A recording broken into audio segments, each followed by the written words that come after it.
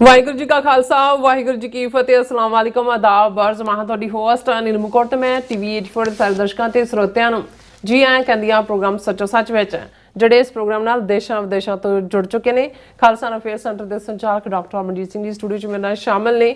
ਉਹਨਾਂ ਨਾਲ ਗੱਲਬਾਤ ਕਰਕੇ ਅੱਜ ਦੇ ਇਸ਼ੂਜ਼ ਉੱਪਰ ਉਹਨਾਂ ਦਾ ਤਬਸਰਾ ਜਾਣਦੇ ਹਾਂ। ਜੀ ਡਾਕਟਰ ਸਾਹਿਬ ਵਾਹਿਗੁਰੂ ਜੀ ਕਾ ਖਾਲਸਾ ਵਾਹਿਗੁਰੂ ਜੀ ਕੀ ਫਤਿਹ। हाँ जी नीलम कौर जी ਤੁਹਾਨੂੰ ਵੀ ਤੇ ਦੁਨੀਆ ਭਰ 'ਚ ਬੈਠੇ ਸਾਡੇ ਬਹੁਤ ਹੀ ਪਿਆਰੇ ਸੋਹਣੇ ਸਿਆਣੇ ਟੀਵੀ 84 ਦੇ ਵਿਊਅਰਸ ਨੂੰ ਵੀ ਵਾਹਿਗੁਰੂ ਜੀ ਕਾ ਖਾਲਸਾ ਵਾਹਿਗੁਰੂ ਜੀ ਕੀ ਫਤਿਹ। ਸਾਡੇ ਬਹੁਤ ਹੀ ਪਿਆਰੇ ਮੁਸਲਮਾਨ ਭੈਣਾਂ ਭਰਾਵਾਂ ਨੂੰ ਅਸਲਾਮ ਅਲੈਕਮ। ਗੰਗਾ ਜਮਨੀ ਤਹਿਜ਼ੀਬ ਦੇ ਹਿੰਦੂ ਤਵੀਆਂ ਨੂੰ ਨਮੋ ਨਮੇ ਤੇ ਬਾਕੀ ਸਭ ਵੀਰਾਂ ਭੈਣਾਂ ਨੂੰ ਆਦਾਬ ਅਰਜ਼। ਜੀ ਡਾਕਟਰ ਸਾਹਿਬ ਜੀ ਆਇਆਂ ਨੂੰ ਪ੍ਰੋਗਰਾਮ ਸੱਚੋ ਸੱਚ ਵਿੱਚ ਬਹੁਤ ਧੰਨਵਾਦ ਜੀ ਡਾਕਟਰ ਸਾਹਿਬ। ਅੱਜ 27 ਅਗਸਤ 2025 12 ਭਾਦੋਂ ਨਾਨਕਸ਼ਾਹੀ ਸੰਮਤ 557 ਦਾ ਦਿਨ ਹੈ ਤੇ ਡਾਕਟਰ ਸਾਹਿਬ ਪ੍ਰੋਗਰਾਮ ਸ਼ੁਰੂ ਕਰਨ ਤੋਂ ਪਹਿਲਾਂ ਸੇ ਦਰਸ਼ਕਾਂ ਤੇ ਸਰੋਤਿਆਂ ਨੂੰ ਹਮੇਸ਼ਾ ਤਰ੍ਹਾਂ ਦੱਸੀ ਵਿਊਅਰਸ ਜੇ ਤੁਸੀਂ ਹੱਕ ਸੱਚ ਇਨਸਾਫ ਤੇ ਪੈਰਾ ਦਿਨ ਦਾ ਇੱਕੋ ਇੱਕ ਚੈਨਲ ਟੀਵੀ 84 ਨੂੰ ਦੇਖਣਾ ਚਾਹੁੰਦੇ ਹੋ ਤਾਂ ਤੁਸੀਂ ਦੇਸ਼ ਵਿਦੇਸ਼ ਸਪੈਕਟਰਮ ਕੇਬਲ ਆਰਸੀਐਨ ਕੇਬਲ ਵਰਫਨ ਕੈਨੇਡਾ roku ਜਾਦੂ ਬਾਕਸ ਸ਼ਾਵਾ ਫੇਸਬੁੱਕ ਟੀਵੀ 84 ਦੀ ਐਪ ਰਾਹੀਂ online streaming and IP box ਤੇ ਤੁਸੀਂ ਟੀਵੀ 84 ਨੂੰ ਦੇਖ ਸਕਦੇ ਹੋ।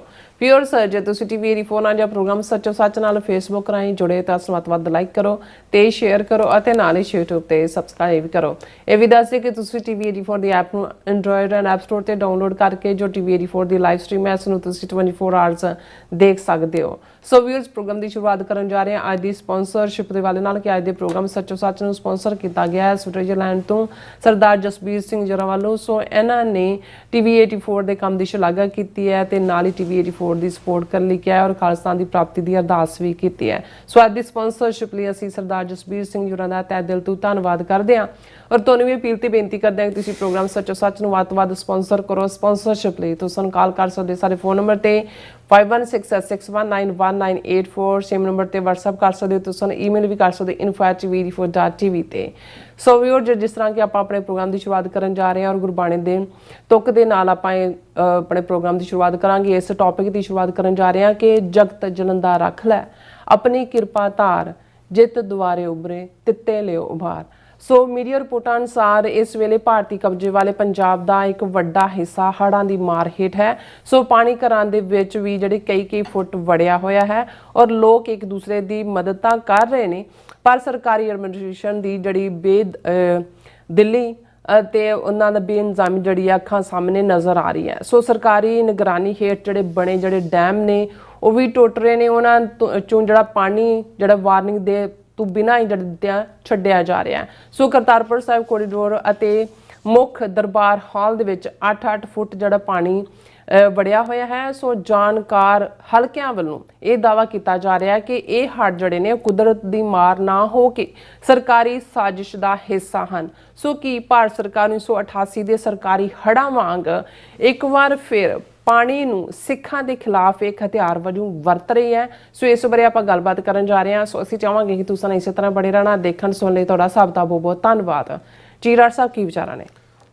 ਸਭ ਤੋਂ ਪਹਿਲਾਂ ਤਾਂ ਅੱਜ ਦੇ ਪ੍ਰੋਗਰਾਮ ਨੂੰ ਸਪਾਂਸਰ ਕਰਨ ਲਈ ਅਸੀਂ ਹਵਾਈ ਯੋਧੇ 에ਅਰ ਵਾਰੀਅਰ ਭਾਈ ਜਸਬੀਰ ਸਿੰਘ ਜਿਹੜੇ ਸਵਿਟਜ਼ਰਲੈਂਡ 'ਚ ਵਸਦੇ ਨੇ ਔਰ ਇਸ ਵੇਲੇ 80s ਦੇ ਵਿੱਚ ਉਹਨਾਂ ਦੀ ਉਮਰ ਹੈ ਪਰ ਚੜ੍ਹਦੀ ਕਲਾ 'ਚ ਨੇ।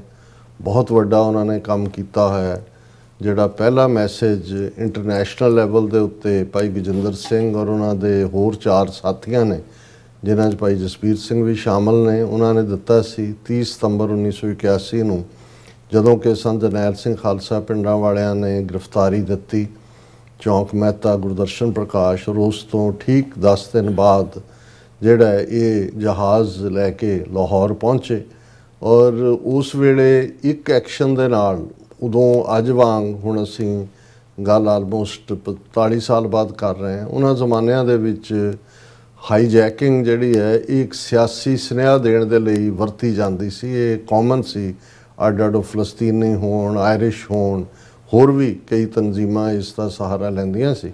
ਕਿਸੇ ਦਾ ਕੋਈ ਨੁਕਸਾਨ ਨਹੀਂ ਕੀਤਾ ਗਿਆ। ਰਾਦਰ ਜਹਾਜ਼ ਦੇ ਵਿੱਚ ਸਵਾਰ ਇੱਕ ਗੋਰੀ ਬੀਬੀ ਨੇ ਬਾਅਦ ਦੇ ਵਿੱਚ ਇਹ ਕਿਹਾ ਕਿ ਉਹ ਇੰਨੇ ਸਾਊ ਸਨ ਔਰ ਇੰਨਾ ਚੰਗਾ ਉਹਨਾਂ ਦਾ ਬਿਹੇਵ ਸੀ ਕਿ ਇਸ ਕਿਸਮ ਦੇ ਚੰਗੇ ਲੋਕ ਜੋ ਮੰਗ ਕਰ ਰਹੇ ਨੇ ਉਹ ਜ਼ਰੂਰ ਵਾਜਬ ਹੋਏਗੀ ਔਰ ਜਸਟੀਫਾਈਡ ਹੋਏਗੀ ਜਿਸ ਦੇ ਲਈ ਉਹਨਾਂ ਨੇ ਨੌਜਵਾਨੀ ਦੇ ਵਿੱਚ ਜਿਹੜਾ ਇਹ ਇਸ ਰਸਤੇ ਨੂੰ ਚੁਣਿਆ। ਹਾਲਾਂ ਭਾਈ ਜਸਬੀਰ ਸਿੰਘ ਉਦੋਂ ਫੌਜ ਚੋਂ ਰਿਟਾਇਰ ਆਲਮੋਸਟ 40s ਦੇ ਵਿੱਚ ਸਨ, ਸਭ ਤੋਂ ਵੱਡੀ ਉਮਰ ਦੇ ਉਹੀ ਸਨ, ਲੇਕਿਨ ਉਹਨਾਂ ਦਾ ਜਜ਼ਬਾ ਹੁਣ ਵੀ, ਜਦੋਂ ਅਸੀਂ ਯੂਰਪ ਔਰ ਖ਼ਾਸ ਤੌਰ ਤੇ ਸਵਿਟਜ਼ਰਲੈਂਡ 'ਚ ਉਹਨਾਂ ਨੂੰ ਮਿਲਣ ਦੇ ਲਈ ਗਏ ਤੇ ਉਹਨਾਂ ਦਾ ਜਿਹੜਾ ਪੋਡਕਾਸਟ ਵੀ ਜਿਹੜਾ ਬਹੁਤ ਪਪੂਲਰ ਹੋਇਆ ਸਾਡੇ TV 84 ਦੇ ਵਿਊਅਰਸ, ਉਹਨਾਂ ਦੇ ਵਿੱਚ ਉਹੀ ਸਪਿਰਿਟ, ਉਹੀ ਤਾਂਘ ਔਰ ਉਹੀ ਲੋਚਾ ਜਿਹੜੀ ਕਿ ਉਹ ਸਵੇਰੇ ਸ਼ਾਮ ਜਦੋਂ ਆਪਣੀ ਅਰਦਾਸ ਦੇ ਵਿੱਚ ਵੀ ਔਰ ਜਦੋਂ ਵੀ ਮੇਰੇ ਨਾਲ ਉਹਨਾਂ ਦੀ ਗੁਫ਼ਤਗੂ ਹੁੰਦੀ ਹੈ, ਉਹ ਕਹਿੰਦੇ ਨੇ ਬਾਬਾ ਗੁਰੂ ਨਾਨਕ ਮਿਹਰ ਕਰਨਗੇ, ਹੁਣ ਲੱਗਦਾ ਹੈ ਵੀ ਸਾਡੀ ਮੰਜ਼ਿਲ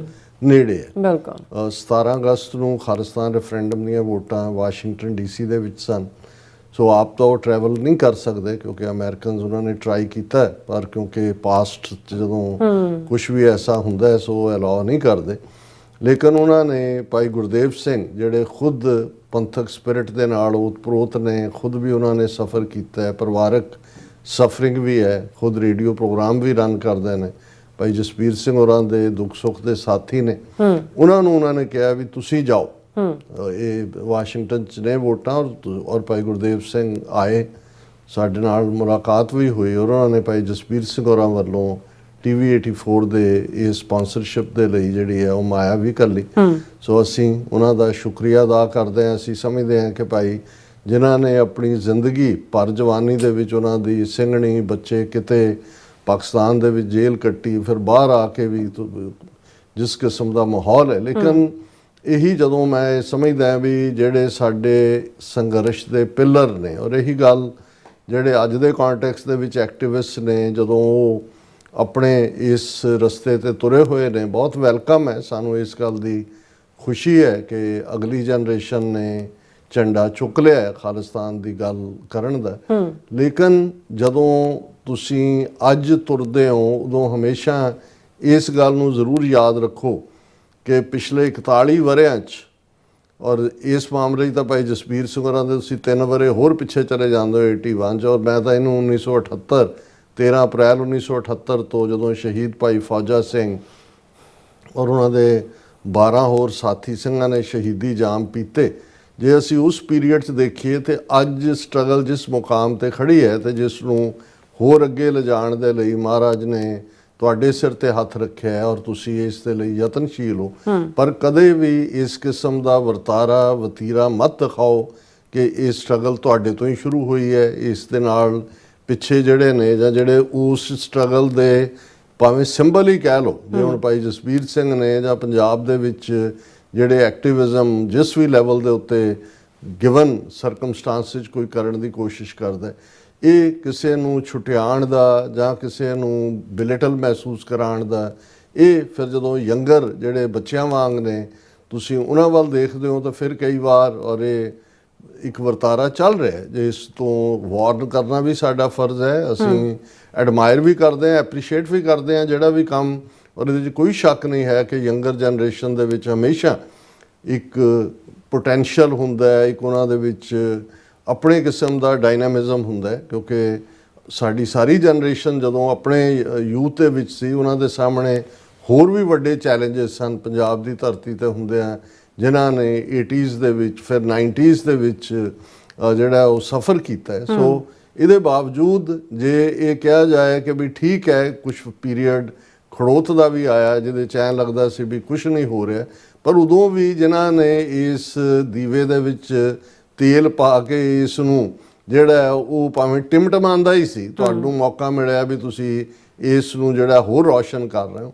ਸੋ ਭਾਈ ਜਸਬੀਰ ਸਿੰਘ ਉਹਨਾਂ ਯੋਧਿਆਂ 'ਚੋਂ ਨੇ, ਹਵਾਈ ਯੋਧਾ ਮੈਂ ਵਰਡ ਕੋਇਨ ਕੀਤਾ, ਏਅਰ ਵਾਰੀਅਰ। ਧਰਤੀ ਦੇ ਉੱਤੇ ਤੇ ਬਹੁਤ ਸਾਰਿਆਂ ਨੇ ਆਪਣੇ ਜੌਹਰ ਦਿਖਾਏ ਨੇ, ਪਰ ਉਸ ਵੇਲੇ ਪਹਿਲੀ ਇਸ ਕਿਸਮ ਦੀ ਜਿਹੜੀ ਐਕਟੀਵਿਟੀ, ਔਰ ਬਿਲਕੁਲ ਉਹਨਾਂ ਨੇ ਜਦੋਂ ਆਪਣਾ ਪੂਰਾ ਪ੍ਰਸੰਗ ਵੀ ਸੁਣਾਇਆ ਤਾਂ ਕੁਝ ਚੀਜ਼ਾਂ ਐਸੀਆਂ ਸੀ ਜਿਨ੍ਹਾਂ ਨੂੰ ਅਸੀਂ ਇਹੀ ਸਮਝਦੇ ਵੀ ਇਹ ਡਿਵਾਈਨ ਹੈਲਪ ਹੁੰਦੀ ਹੈ ਰੱਬੋਂ। ਉਹ ਕਹਿੰਦੇ ਨੇ ਵੀ ਹੁਣ ਅਸੀਂ ਜਦੋਂ ਪਿੱਛੇ ਮੁੜ ਕੇ ਦੇਖਦੇ ਹਾਂ ਕਿ ਇੰਨੇ ਲੂਫੋਲ ਸੀ, ਇਹਦੇ ਬਾਵਜੂਦ ਜਿਹੜਾ ਉਹ ਅਸੀਂ ਇਸ 'ਚ ਕਾਮਯਾਬ ਹੋਏ ਵੀ ਇਹ ਗੁਰੂ ਦੀ ਰਹਿਮਤ ਹੀ ਸੀ। ਔਰ ਅਸੀਂ ਭਾਈ ਗੁਰਦੇਵ ਸਿੰਘ ਜਿਹੜੇ ਆਲ ਦਾ ਵੇ ਆਏ, ਉਹਨਾਂ ਦਾ ਵੀ ਸ਼ੁਕਰੀਆ ਅਦਾ ਕਰਦੇ ਹਾਂ। ਔਰ ਦਰਸ਼ਕ ਪਿਕਚਰ ਸਕਰੀਨ ਤੇ ਦੇਖ ਸਕਦੇ ਨੇ ਭਾਈ ਗੁਰਦੇਵ ਸਿੰਘ ਹੋਰਾਂ ਨੂੰ ਗੁਰਦੁਆਰਾ ਸਿੰਘ ਸਭਾ ਬ੍ਰੈਡਿਕ ਰੋਡ ਵੱਲੋਂ ਆਨਰ ਵੀ ਕੀਤਾ ਗਿਆ, ਉਹਨਾਂ ਨੇ ਐਡਰੈਸ ਵੀ ਕੀਤਾ ਔਰ ਜਿਸ ਜਿਹੜਾ ਉਹਨਾਂ ਦੇ ਅੰਦਰ ਜਜ਼ਬਾ ਜਾਂ ਉਤਸ਼ਾਹ ਹੈ ਜਦੋਂ ਉਹ ਕੋਈ ਵੀ, ਕਿਉਂਕਿ TV 84 ਦੀ ਟੀਮ ਨੇ ਵੀ ਉਹਨਾਂ ਨੂੰ ਇੰਟਰਵਿਊ ਕੀਤਾ ਹੈ ਜਦੋਂ ਅਸੀਂ ਉਸ ਮਾਲ ਦੇ ਉੱਤੇ ਜਿੱਥੇ ਕਿ ਵੋਟਾਂ ਪੈ ਰਹੀਆਂ ਸੀ ਉੱਥੇ ਅੱਡ-ਅੱਡ ਸ਼ਖਸੀਅਤਾਂ ਨੂੰ ਜਿਹੜਾ ਉਹ ਇੰਟਰਵਿਊ ਕੀਤਾ ਔਰ ਉਹਦੇ 'ਚ ਇਹ ਜ਼ਾਹਰ ਹੈ ਕਿ ਜਿਹੜੇ ਲੋਕ ਇਸ ਸਾਰੇ 'ਚੋਂ ਗੁਜ਼ਰੇ ਹੋਏ ਨੇ ਜਜ਼ਬਾਤ ਇੰਨਾ ਹਾਵੀ ਹੁੰਦਾ ਹੈ ਕਿ ਉਹਨਾਂ ਨੂੰ ਕਈ ਵਾਰੀ ਤੁਹਾਨੂੰ ਰੋਕਣ ਨੂੰ ਵੀ ਮਨ ਨਹੀਂ ਕਰ ਰਿਹਾ ਹੁੰਦਾ ਕਿ ਭਾਈ ਹਾਲਾਂ ਬਹੁਤ ਵਾਰੀ ਸਾਊਂਡ ਬਾਈਟ ਦਾ ਤਾਂ ਮਕਸਦ ਹੁੰਦਾ ਹੈ ਕਿ ਤੁਸੀਂ 2 ਤੋਂ 5 ਮਿੰਟ ਤੱਕ, ਪਰ ਇਸ ਲੈਵਲ ਦਾ ਪ੍ਰਵਾਹ ਉਹਨਾਂ ਦਾ ਸੀ ਕਿ ਜਿਹੜੇ ਆਲੇ ਦੁਆਲੇ ਖੜੇ ਸੀ ਉਹ ਵੀ ਕਹਿਣ ਲੱਗੇ ਵੀ ਇੰਨਾ ਜਜ਼ਬਾ ਔਰ ਇੰਨਾ, ਮੈਂ ਕਿਹਾ ਜੀ ਇਹ ਉਸ ਸਫਰਿੰਗ ਚੋਂ ਔਰ ਜਦੋਂ ਫਿਰ ਤੁਸੀਂ ਇੱਕ ਉਤਸ਼ਾਹ ਨਾਲ ਦੇਖਦੇ ਹੋ ਕਿ ਜਿਸ ਰਸਤੇ ਤੇ ਤੁਸੀਂ ਤੁਰੇ ਅੱਜ ਉਸ ਨੂੰ ਫਲ ਲੱਗ ਰਿਹਾ ਹੈ ਜਾਂ ਅੱਜ ਅਗਲੀ ਜਨਰੇਸ਼ਨ ਪਰਿਵਾਰਾਂ ਸਮੇਤ ਉਹਨਾਂ ਦੇ ਵਿੱਚ ਇੱਕ ਉਤਸ਼ਾਹ ਹੈ। ਸੋ ਅਸੀਂ ਭਾਈ ਜਸਬੀਰ ਸਿੰਘ ਹੋਰਾਂ ਦੇ ਵੀ ਔਰ ਭਾਈ ਗੁਰਦੇਵ ਸਿੰਘ ਵੀ ਜਿਹੜੇ ਆਲ ਦਾ ਵੇ ਭਾਈ ਜਸਬੀਰ ਸਿੰਘ ਹੋਰਾਂ ਦੀਆਂ ਬੈਸਟ ਵਿਸ਼ੇਸ ਲੈ ਕੇ ਆਏ, ਉਹਨਾਂ ਦਾ ਸ਼ੁਕਰੀਆ ਅਦਾ ਕਰਦੇ ਹਾਂ। ਬਿਲਕੁਲ ਵਾਟਰ ਐਜ਼ ਅ ਵੈਪਨ, ਇਹ ਬਹੁਤਿਆਂ ਨੂੰ ਇਹ ਟਰਮ ਹੁਣ ਕੋਈ ਓਪਰੀ ਨਹੀਂ ਲੱਗਦੀ ਘੱਟੋ ਘੱਟ ਸਿੱਖਾਂ ਦੇ ਵਿੱਚ, ਕਿਉਂਕਿ 1988 ਦੇ ਜਦੋਂ ਤੁਸੀਂ ਸਰਕਾਰੀ ਹੜ੍ਹਾਂ ਦਾ ਜਿਹੜਾ ਜ਼ਿਕਰ ਕੀਤਾ ਹੈ, ਹੁਣ ਹੜ੍ਹ ਤਾਂ ਕੁਦਰਤ ਵੱਲੋਂ ਹੁੰਦੇ ਨੇ। ਬਿਲਕੁਲ ਇੱਕ ਜ਼ਮਾਨਾ ਸੀ ਜਦੋਂ ਦਰਿਆ ਜਿਹੜੇ ਨੇ ਉਹਨਾਂ ਬਾਰੇ ਸੀ ਕਿ ਜੀ ਦਰਿਆ ਕਿਹੜੇ ਇੱਕ ਕੰਢਿਆਂ ਦੇ ਵਿੱਚ ਵਸਦੇ ਨੇ, ਦਰਿਆਵਾਂ ਦੀ ਤਾਂ ਮੌਜ ਹੁੰਦੀ ਹੈ ਜਦੋਂ ਮਰਜ਼ੀ ਉਹ ਕੰਢਾ ਬਦਲ ਲੈਣ ਔਰ ਇਹੀ ਕਾਰਨ ਹੈ ਕਿ ਜਦੋਂ ਤੁਸੀਂ 300 ਸਾਲ ਪਹਿਲਾਂ ਜਾਂ 500 ਸਾਲ ਪਹਿਲਾਂ ਜਿਹੜਾ ਦਰਿਆਵਾਂ ਦੇ ਵਹਿਣ ਦਾ ਇਲਾਕਾ ਸੀ ਉਹ ਦੇਖਦੇ ਹੋ ਤੇ ਅੱਜ ਦੇਖਦੇ ਹੋ ਤਾਂ ਤੁਹਾਨੂੰ ਇਹ ਨਜ਼ਰ ਆਉਂਦਾ ਕਿ ਵੀ ਦਰਿਆ ਤੋਂ ਸ਼ਹਿਰ ਕਿੰਨੇ ਮੀਲ ਦੂਰ ਹੋ ਗਏ, ਕਿਉਂਕਿ ਦਰਿਆ ਆਪਣਾ ਵਹਿਣ ਬਦਲ ਲੈਂਦਾ ਨੇ। ਜਿਵੇਂ ਹੁਣ ਅਸੀਂ ਜੇ ਅਨੰਦਪੁਰ ਸਾਹਿਬ ਦੇਖੀਏ ਤੇ ਬਿਲਕੁਲ ਸਤਲੁਜ ਦੇ ਕੰਢੇ ਤੇ ਸੀ ਜਦੋਂ ਗੁਰੂ ਕਲਗੀਧਰ ਪਾਤਸ਼ਾਹ ਨੇ ਜਿਹੜੇ ਉਹਨਾਂ ਦੇ ਮਾਤਾ ਦਾ ਗੁਰੂ ਤੇਗ ਬਹਾਦਰ ਸਾਹਿਬ ਦੇ ਮਹਿਲ, ਗੁਰੂ ਕੇ ਮਹਿਲ, ਔਰ ਉਹਨਾਂ ਨੇ ਆਪਣੇ ਮਾਤਾ ਜੀ ਮਾਤਾ ਨਾਨਕੀ ਦੇ ਨਾਂ ਤੇ, ਔਰ ਜ਼ਾਹਰ ਹੈ ਗੁਰੂ ਕਲਗੀਧਰ ਪਾਤਸ਼ਾਹ ਦੇ ਦਾਦੀ ਜੀ ਸਨ, ਚੱਕ ਨਾਨਕੀ ਵਸਾਇਆ ਸੀ 10ਵੇਂ ਪਾਤਸ਼ਾਹ ਨੇ ਅਨੰਦਪੁਰ ਸਾਹਿਬ, ਉਹ ਬਿਲਕੁਲ ਸਤਲੁਜ ਦੇ ਕੰਢੇ ਤੇ ਸੀ, ਸਤਲੁਜ ਦੇ ਬੈਂਕਸ ਦੇ ਉੱਤੇ। ਔਰ ਇਹੀ ਕਾਰਨ ਹੈ ਅਸੀਂ ਪੜ੍ਹਦੇ ਵੀ ਹਾਂ ਕਿ ਜਦੋਂ ਅੰਮ੍ਰਿਤ ਦਾ ਬਾਟਾ ਤਿਆਰ ਕੀਤਾ ਗਿਆ ਤੇ ਸਤਲੁਜ ਦਾ ਪਾਣੀ ਉਸ ਦੇ ਵਿੱਚ ਪਾਇਆ ਗਿਆ ਸੀ ਅੰਮ੍ਰਿਤ ਤਿਆਰ ਕਰਨ ਦੇ ਲਈ। ਲੇਕਿਨ ਅੱਜ ਤੁਸੀਂ ਦੇਖੋਗੇ ਕਿ ਵੀ ਸਤਲੁਜ ਦਾ ਕੋਰਸ ਕੀ ਹੈ। ਇਸੇ ਤਰ੍ਹਾਂ ਜਦੋਂ ਅਸੀਂ ਲਾਹੌਰ ਸ਼ਾਹੀ ਕਿਲੇ ਦਾ ਜ਼ਿਕਰ ਕਰਦੇ ਹਾਂ ਜਾਂ ਭਾਈ ਬਿਧੀ ਚੰਦ ਜਿਨ੍ਹਾਂ ਨੇ ਘੋੜੇ ਲਿਆਂਦੇ, ਜਿਹੜੇ ਕਾਬਲ ਦੀ ਸੰਗਤ ਦੇ ਵੱਲੋਂ 2 ਘੋੜੇ ਜਿਨ੍ਹਾਂ ਨੂੰ ਨਵਾਬ ਨੇ ਰੱਖ ਲਿਆ ਸੀ, ਤੇ ਅਸੀਂ ਦੇਖਦੇ ਹਾਂ ਕਿ ਕਿਲੇ ਜਿਹੜਾ ਸ਼ਾਹੀ ਕਿਲਾ ਹੈ ਵੀ ਉਸ ਦੀ ਕੰਧ ਤੇ ਖਲੋ ਕੇ ਕਿਵੇਂ ਪਹਿਲਾ ਘੋੜਾ ਉਹਨਾਂ ਨੇ ਉਸ ਤੋਂ ਦਰਿਆ ਦੇ ਵਿੱਚ ਛਾਲ ਮਾਰ ਕੇ ਫਿਰ ਦਰਿਆ ਕ੍ਰਾਸ ਕਰਕੇ ਲਿਆ ਕੇ ਗੁਰੂ ਹਰਗੋਬਿੰਦ ਸਾਹਿਬ ਨੂੰ ਭੇਟ ਕੀਤਾ, ਜਾਂ ਗੁਰੂ ਅਰਜਨ ਸਾਹਿਬ ਦੀ ਸ਼ਹਾਦਤ ਜਿਹੜੀ ਕਿ ਰਾਵੀ ਦੇ ਕੰਢੇ, ਕਿਆ ਗੁਰੂ ਅਰਜਨ ਦਰਿਆਏ ਨਹੀਂ ਬੋੜਿਓ, ਉਹ ਵੀ ਬਿਲਕੁਲ ਰਾਵੀ ਦਾ ਕੰਢਾ। ਅੱਜ ਤੁਸੀਂ ਉਸ ਦਾ ਕੋਰਸ ਡਿਫਰੈਂਟਲੀ ਦੇਖ ਸਕਦੇ ਹੋ। ਉਦੋਂ ਕੁਦਰਤ ਦੀ ਇਹ ਠੀਕ ਹੈ ਵੀ ਹੜ੍ਹ ਕੋਈ ਨਵਾਂ ਫਿਨੋਮੀਨਾ ਨਹੀਂ ਹੈ, ਕਿਉਂਕਿ ਜਦੋਂ ਪਹਾੜਾਂ ਦੇ ਉੱਤੇ ਮੀਂਹ ਪੈਂਦੇ ਨੇ, ਖਾਸ ਤੌਰ ਤੇ ਸਾਡੇ ਖਿੱਤੇ ਦੇ ਵਿੱਚ ਜਿਹੜਾ ਮੌਨਸੂਨ ਹੈ, ਔਰ ਮੌਨਸੂਨ ਹਵਾਵਾਂ ਦੁਨੀਆ ਭਰ 'ਚ ਹੋਰ ਹਰ ਥਾਂ ਤੇ ਮੌਨਸੂਨ ਨਹੀਂ ਹੈ। ਇਹ ਜਦੋਂ ਅਸੀਂ ਇੰਡੀਅਨ ਓਸ਼ਨ ਦਾ ਜ਼ਿਕਰ ਕਰਦੇ ਹਾਂ, ਕੇਰਲਾ ਦੇ ਤ੍ਰਿਵੇਂਦਰਮ ਔਰ ਉਸ ਉੱਥੋਂ ਇਹ ਹਵਾਵਾਂ ਉੱਠਦੀਆਂ ਨੇ ਔਰ ਆਲਮੋਸਟ ਜਿਹੜਾ ਰਫਲੀ ਕੋਰਸ ਹੈ ਆਲਮੋਸਟ 45 ਕੁ ਦਿਨ ਉਹਨਾਂ ਨੂੰ ਲੱਗਦੇ ਨੇ। ਇਸ ਲਈ ਸਾਡੇ ਖਿੱਤੇ ਦੇ ਵਿੱਚ ਸਾਵਣ ਭਾਦੋ ਦੇ ਨਾਲ ਜੁੜਿਆ ਹੋਇਆ, ਮੀਂਹ ਨਾਲ, ਬਰਸਾਤ ਨਾਲ, ਜਿੱਥੇ ਬੜੇ ਰੋਮਾਂਟਿਕ ਗੀਤ ਨੇ, ਸੌਂਗਸ ਨੇ, ਕਲਚਰ ਹੈ, ਉੱਥੇ ਮਾਲ ਪੂੜੇ ਤੇ ਖੀਰ ਦਾ ਸੀਜ਼ਨ ਵੀ ਹੈ। ਔਰ ਜਦੋਂ ਗੁਰੂ ਨਾਨਕ ਪਾਤਸ਼ਾਹ ਨੇ 12ਵਾਂ ਜਿਹੜਾ ਤੁਖਾਰੀ ਦੇ ਵਿੱਚ ਉਚਾਰਿਆ ਤੇ ਉਹਨਾਂ ਨੇ ਉਸ ਮੀਂਹ ਦੇ ਪਾਣੀ ਦੇ ਨਾਲ, ਹੜ੍ਹਾਂ ਦੇ ਨਾਲ, ਸੱਪ, ਠੂੰਗੇ, ਮੱਛਰ, ਇਹਨਾਂ ਸਾਰਿਆਂ ਦਾ ਜ਼ਿਕਰ ਵੀ ਕੀਤਾ ਹੈ। ਜ਼ਾਹਰ ਹੈ ਕਿ ਵੀ ਉਦੋਂ ਵੀ ਪਾਣੀ ਜਿਹੜਾ ਨਿਕਾਸ ਦਾ ਪ੍ਰਬੰਧ ਭਾਵੇਂ ਜਿਹੜੇ ਪਲੈਨਡ ਸਿਟੀ ਸੀ ਪੁਰਾਣੀਆਂ ਉਹਨਾਂ 'ਚ ਸੀ, ਪਾਣੀ ਕਿੱਥੋਂ ਨਿਕਲਣਾ ਹੈ, ਪਰ ਫਿਰ ਵੀ ਇਹ ਸਾਰਾ ਪਾਰਟ ਰਿਹਾ। ਕਈ ਵਾਰ ਹੜ੍ਹ ਜਿਹੜੇ ਨੇ ਉਹ ਨੁਕਸਾਨ ਵੀ ਕਰਦੇ ਰਹੇ, ਉਹਨਾਂ ਨੇ ਦਰਿਆਵਾਂ ਨੇ ਆਪਣਾ ਰੁਖ ਵੀ ਬਦਲੇ। ਲੇਕਿਨ ਇੱਕ ਗੱਲ ਜਦੋਂ ਅਸੀਂ ਭਾਰਤੀ ਮੂਲ ਸੋਰਸ ਇਤਿਹਾਸ ਵੱਲ ਦੇਖਦੇ ਹਾਂ ਤੇ ਜਦੋਂ ਆਰੀਅਨਸ ਆਏ, ਉਹਨਾਂ ਨੇ ਜਿਹੜੀ ਲੋਕਲ ਸੱਭਿਅਤਾ ਸੀ ਜਿਨ੍ਹਾਂ ਦੇ ਵਿੱਚ, ਜਿਨ੍ਹਾਂ ਨੂੰ ਡਰੈਵਿਡਨ ਸਿਵਲਾਈਜੇਸ਼ਨ ਵੀ ਕਿਹਾ ਜਾਂਦਾ ਹੈ, ਇੰਡਸ ਵੈਲੀ ਸਿਵਲਾਈਜੇਸ਼ਨ ਵੀ ਕਿਹਾ ਜਾਂਦਾ ਹੈ, ਹੜੱਪਾ, ਮੋਹਨਜੋਦਾੜੋ, ਇਹ ਸਾਰਿਆਂ ਦਾ ਜ਼ਿਕਰ ਹੁੰਦਾ ਹੈ। ਤੇ ਇਹ ਆਉਂਦਾ ਹੈ ਕਿ ਵੀ ਜਿਹੜੇ ਆਰੀਅਨਸ ਨੇ, ਔਰ ਇਹਦਾ ਜ਼ਿਕਰ ਵੇਦਾਂ ਦੇ ਵਿੱਚ ਵੀ ਉਹਨਾਂ ਨੇ ਢੰਗ ਜੇ ਨਾਲ ਕੀਤਾ ਹੋਇਆ ਮੰਤਰਾਂ ਰਾਹੀਂ, ਕਿ ਦੁਸ਼ਮਣ ਨੂੰ ਜਿਹੜਾ ਹੈ ਉਹ ਪਾਣੀ ਦੇ ਵਿੱਚ ਡੋਬ ਕੇ ਮਾਰਨਾ। ਉਹ ਕੀ ਕੀਤਾ, ਕਿਵੇਂ ਕੀਤਾ ਭਾਵੇਂ, ਲੇਕਿਨ ਇਹਦੇ 'ਚ ਕੋਈ ਦੋ ਰਾਵਾਂ ਨਹੀਂ ਨੇ ਕਿ ਈਵਨ ਹਜ਼ਾਰਾਂ ਸਾਲ ਪਹਿਲਾਂ ਵਾਟਰ ਨੂੰ ਐਜ਼ ਏ ਵੈਪਨ ਇਹਨਾਂ ਆਰੀਅਨਸ ਨੇ ਆਪਣੇ ਦੁਸ਼ਮਣਾਂ ਦੇ ਖਿਲਾਫ ਇਸਤੇਮਾਲ ਕੀਤਾ ਸੀ। ਔਰ ਉਸ ਦੇ ਪੂਰੇ ਸ਼ਲੋਕ ਨੇ ਸੈਲੀਬ੍ਰੇਟ ਕਰਦੇ ਆ ਕਿ ਭਾਈ ਇਹ ਵਿਕਟਰੀ ਜਿਹੜੀ ਹੈ ਇਹ ਬੜੀ ਯੂਨੀਕ ਵਿਕਟਰੀ ਸੀ, ਜਿਹਦੇ 'ਚ ਉਹਨਾਂ ਨੇ ਬਾਕੀ ਢੰਗ ਤਰੀਕੇ ਅਪਣਾਏ। ਉਹਦੇ 'ਚ ਹੀ ਅਸੀਂ ਦੇਖਦੇ ਹਾਂ ਕਿ ਇਸ ਕਿਸਮ ਦੀ ਜਿਹੜੀ ਵੱਡੀ ਸਿਵਲਾਈਜੇਸ਼ਨ ਇੰਡਸ ਵੈਲੀ ਦੀ ਡਿਵੈਲਪ, ਜਿੱਥੇ ਵੱਡੇ ਵੱਡੇ ਬਾਥਰੂਮ ਤੱਕ ਸਨ, ਉਹਨਾਂ ਦੀ ਆਪਣੀ ਲਿਪੀ ਵੀ ਸੀ, ਲੈਂਗੁਏਜ ਸੀ ਉਹਨਾਂ ਦੀ, 5000 ਸਾਲ ਪਹਿਲਾਂ ਦੀ ਅਸੀਂ ਗੱਲ ਕਰ ਰਹੇ ਹਾਂ। ਔਰ ਪੂਰੇ ਪਲੈਨਡ ਸਿਟੀਜ਼ ਸਨ ਉਹਨਾਂ ਦੀਆਂ। ਉਹਨਾਂ ਨੂੰ ਉਹਨਾਂ ਨੇ ਜਿੱਥੇ ਉਹਨਾਂ ਦਾ ਬਾਕੀ ਸਾਰਾ ਹੈਰੀਟੇਜ ਡਿਸਟਰੋਏ ਕੀਤਾ, ਉਹਨਾਂ ਦੀਆਂ ਜਿਹੜੀਆਂ ਕਿਲਿੰਗਸ ਨੇ ਉਹ ਪਾਣੀ ਦੇ ਵਿੱਚ ਡੋਬ ਕੇ ਵੀ ਕੀਤੀਆਂ। ਦੂਸਰਾ ਪਾਰਟ, ਜੇ ਅਸੀਂ ਇਸ ਸਾਰੇ ਨੂੰ ਫਾਸਟ ਫਾਰਵਰਡ ਕਰੀਏ ਤੇ ਫਿਰ ਇਹਦੇ 'ਚ ਕੋਈ ਸ਼ੱਕ ਨਹੀਂ ਹੈ ਕਿ ਜਦੋਂ ਭਾਰਤ ਨੇ ਭਾਖੜਾ ਡੈਮ ਬਣਾਇਆ, ਔਰ ਅਸੀਂ ਅਕਸਰ ਜ਼ਿਕਰ ਕਰਦੇ ਹਾਂ ਕਿ ਵੀ ਜਦੋਂ ਇੰਡਸ ਵਾਟਰ ਟ੍ਰੀਟੀ 1960 ਦੇ ਵਿੱਚ ਹੁੰਦੀ ਹੈ, ਲੇਕਿਨ ਉਸ ਤੋਂ ਪਹਿਲਾਂ ਜਿਹੜਾ ਨੈਗੋਸ਼ੀਏਟਿੰਗ ਪੈਕਟ ਸੀ ਇੰਡੀਆ ਪਾਕਿਸਤਾਨ ਦੇ ਵਿਚਾਲੇ, ਜਿਹਨੂੰ ਵਰਲਡ ਬੈਂਕ ਨੇ ਜਿਹੜਾ ਉਹਦੀ ਮੀਡੀਏਸ਼ਨ ਕੀਤੀ, ਉਸ ਦਾ ਹੀ ਇੱਕ ਨਤੀਜਾ ਸੀ ਜਿਸ ਨੂੰ ਵਰਲਡ ਬੈਂਕ ਨੇ ਫਾਈਨੈਂਸ ਕੀਤਾ। ਭਾਖੜਾ ਡੈਮ ਸਤਲੁਜ ਦੇ ਉੱਤੇ ਬਣਾਇਆ ਗਿਆ, ਦੁਨੀਆ ਦਾ ਸਭ ਤੋਂ ਵੱਡਾ ਡੈਮ ਉਸ ਵੇਲੇ। ਔਰ ਮੰਗਲਾ ਡੈਮ ਜਿਹੜਾ ਉਹ ਪਾਕਿਸਤਾਨ ਨੂੰ, ਇਹ ਫਾਈਨੈਂਸਿੰਗ ਵੀ ਉਹਨਾਂ ਦੀ ਕੀਤੀ। ਔਰ ਐਸਾ ਕਿਹਾ ਜਾਂਦਾ ਵੀ ਸੋਵੀਅਤ ਯੂਨੀਅਨ ਦਾ ਉਸ ਵੇਲੇ ਦਾ ਜਿਹੜਾ ਵੀ ਲੀਡਰ ਸੀ, ਖਰੁਸ਼ਚੇਫ ਜਾਂ ਦੂਜਾ ਆਇਆ, ਉਹਨੇ ਵੀ ਨਹਿਰੂ ਨੂੰ ਕਿਹਾ ਸੀ ਕਿ ਵੀ ਇਹ ਤੁਸੀਂ ਬਹੁਤ ਗਲਤ ਕੰਮ ਕੀਤਾ ਹੈ, ਵੀ ਇਹ ਤਾਂ ਦੁਸ਼ਮਣ ਨੂੰ ਕੋਈ ਹੋਰ ਵੈਪਨ ਇਸਤੇਮਾਲ ਕਰਨ ਦੀ ਲੋੜ ਹੀ ਨਹੀਂ ਹੈ, ਇਹ ਡੈਮ ਨੂੰ ਉਡਾ ਦੇਣਾ ਹੀ ਤੁਹਾਡੇ ਸਾਰੇ ਖਿੱਤੇ ਨੂੰ ਜਿਹੜਾ ਉਹ ਬਰਬਾਦ ਕਰ ਦੇਗਾ। ਬਿਲਕੁਲ। ਹਾਲਾਂ ਉਦੋਂ ਨਹਿਰੂ ਨੇ ਉਹਦੇ ਭਾਖੜਾ ਡੈਮ ਦੇ ਉਦਘਾਟਨ ਮੌਕੇ ਖਾਸ ਤੌਰ ਤੇ ਕਿਹਾ ਸੀ ਕਿ ਜੀ ਇਹ ਇੰਡੀਆ ਦਾ, ਨਵੇਂ ਭਾਰਤ ਦਾ, ਇੰਡੀਆ ਦਾ ਇੱਕ ਟੈਂਪਲ ਹੈ, ਇਟਸ ਏ ਨਿਊ ਟੈਂਪਲ। ਹੁਣ ਇਸ ਟੈਂਪਲ 'ਚੋਂ ਜਿਹੜੀ ਹੈ ਇਹ ਨਿਕਲੇਗਾ ਤੇ ਉਹ ਨਿਕਲੇਗਾ। ਫਿਰ ਅਸੀਂ ਦੇਖਦੇ ਹਾਂ ਕਿ ਵੀ ਬੜੇ ਸਿਸਟਮੈਟਿਕ ਤਰੀਕੇ ਦੇ ਨਾਲ, ਜੇ ਸਤਲੁਜ ਦੇ ਉੱਤੇ ਭਾਖੜਾ ਹੈ, ਫਿਰ ਅਸੀਂ ਥੀਂ ਡੈਮ ਦੇਖਦੇ ਹਾਂ, ਫਿਰ ਅਸੀਂ ਜਿਹੜਾ ਪੌਂਗ ਡੈਮ ਦੇਖਦੇ ਹਾਂ ਬਿਆਸ ਰਾਵੀ ਦਰਿਆਵਾਂ ਦੇ ਉੱਤੇ। ਔਰ ਇਹਦੀ ਮਾਰ ਨੇ ਸਾਡਾ ਕਿੰਨਾ ਨੁਕਸਾਨ ਕੀਤਾ ਉਹ ਅਸੀਂ ਦੇਖ ਸਕਦੇ ਹਾਂ ਕਿ ਵੀ ਇੱਕ ਪਾਸੇ ਤਾਂ ਇਹਨਾਂ ਦੇ ਕੋਲ ਕੰਟਰੋਲ ਵੀ ਇਹਨਾਂ ਨੇ ਲੈ ਲਿਆ। 1 ਨਵੰਬਰ 1966 ਨੂੰ ਜਦੋਂ ਪੰਜਾਬ ਰੀਆਰਗੇਨਾਈਜੇਸ਼ਨ ਐਕਟ ਲਾਗੂ ਕੀਤਾ, ਪਰ ਹੁਣ ਉਹੀ ਜਿਹੜਾ ਮਾਡਲ ਦੂਜੇ ਮੁਲਕਾਂ, ਚੀਨ ਜਾਂ ਰੂਸ ਜਾਂ ਅਮਰੀਕਾ, ਹੁਣ ਅਮਰੀਕਾ ਨੇ ਵੱਡੇ ਵੱਡੇ ਡੈਮ ਨਹੀਂ ਬਣਾਏ ਕਿਉਂਕਿ ਇਹਨਾਂ ਨੇ ਇਸ ਸਾਰੇ ਨੂੰ ਮੱਦੇਨਜ਼ਰ ਰੱਖਿਆ ਹੋਇਆ ਕਿ ਪਾਣੀ ਜਦੋਂ ਵਹਿੰਦਾ ਹੈ ਤੇ ਉਹ ਜਿਨ੍ਹਾਂ ਚੋਂ ਨਿਕਲ ਕੇ ਜਾਂਦਾ, ਅੰਡਰਗਰਾਉਂਡ ਵਾਟਰ ਲੈਵਲ ਵੀ ਉਸ ਨੂੰ ਮੇਨਟੇਨ ਰੱਖਦਾ। ਹੁਣ ਹੁੰਦਾ ਕੀ ਹੈ ਵੀ ਇਹਨਾਂ ਨੇ ਤਿੰਨੋਂ ਜਿਹੜੇ ਵੱਡੇ ਦਰਿਆ ਜਿਹੜੇ ਇੰਡਸ ਵਾਟਰ ਟ੍ਰੀਟੀ ਥੱਲੇ ਸਾਡੇ ਪੰਜਾਬ ਨੂੰ ਮਿਲੇ, ਉਹਨਾਂ ਦੇ ਉੱਤੇ ਵੱਡੇ ਡੈਮ ਬਣਾਏ। ਉਹਦਾ ਨਤੀਜਾ ਕਿ ਜਿੱਥੋਂ ਲੋਅਰ ਪਲੇਨਸ ਆਫ ਪੰਜਾਬ ਚੋਂ ਦਰਿਆ ਜਿਹੜੇ ਵਗਦੇ ਸੀ ਉਹ ਤਾਂ ਸੁੱਕ ਗਏ, ਉਹ ਤਾਂ ਨਾਲਿਆਂ ਤੋਂ ਬਦਤਰ ਨੇ, ਗਰਮੀਆਂ 'ਚ ਬਿਲਕੁਲ ਸੁੱਕੇ ਹੁੰਦੇ ਨੇ। ਔਰ ਨਤੀਜਾ ਉਹ ਗਰਾਊਂਡ ਵਾਟਰ ਜਿਹੜਾ 1947 'ਚ ਜਦੋਂ ਆਪਣੇ ਲੋਕਾਂ ਨੇ ਆ ਕੇ ਲਹਿੰਦੇ ਪੰਜਾਬ 'ਚੋਂ ਇੱਧਰ ਖੇਤੀਬਾੜੀ ਸ਼ੁਰੂ ਕੀਤੀ, ਜਿਹੜਾ ਗਰਾਊਂਡ ਵਾਟਰ ਲੈਵਲ 12 ਤੋਂ 15 ਫੁੱਟ ਤੱਕ ਸੀ, ਕਈ ਥਾਂ ਤੇ ਈਵਨ ਇਸ ਤੋਂ ਵੀ ਘੱਟ ਸੀ, ਉਹ ਅੱਜ 300 ਤੋਂ 400 ਫੁੱਟ ਚਲਾ ਗਿਆ। ਕਿਉਂਕਿ ਅੰਡਰਗਰਾਉਂਡ ਵਾਟਰ ਜਿਹੜਾ ਕਿ ਦਰਿਆਈ ਜਦੋਂ ਨਹੀਂ ਨੇ ਤੇ ਉਹ ਅੰਡਰਗਰਾਉਂਡ ਜਿਹੜੀ ਸੀਪੇਜ ਹੁੰਦੀ ਸੀ ਉਹਦੇ ਰਾਹੀਂ ਤਾਂ ਹੈ ਨਹੀਂ ਹੈ। ਬਾਕੀ ਝੋਨੇ ਦਾ ਕੰਮ ਇਹ ਸੈਕੰਡਰੀ ਉਹਦੇ ਨਾਲ ਜੁੜਿਆ ਹੋਇਆ।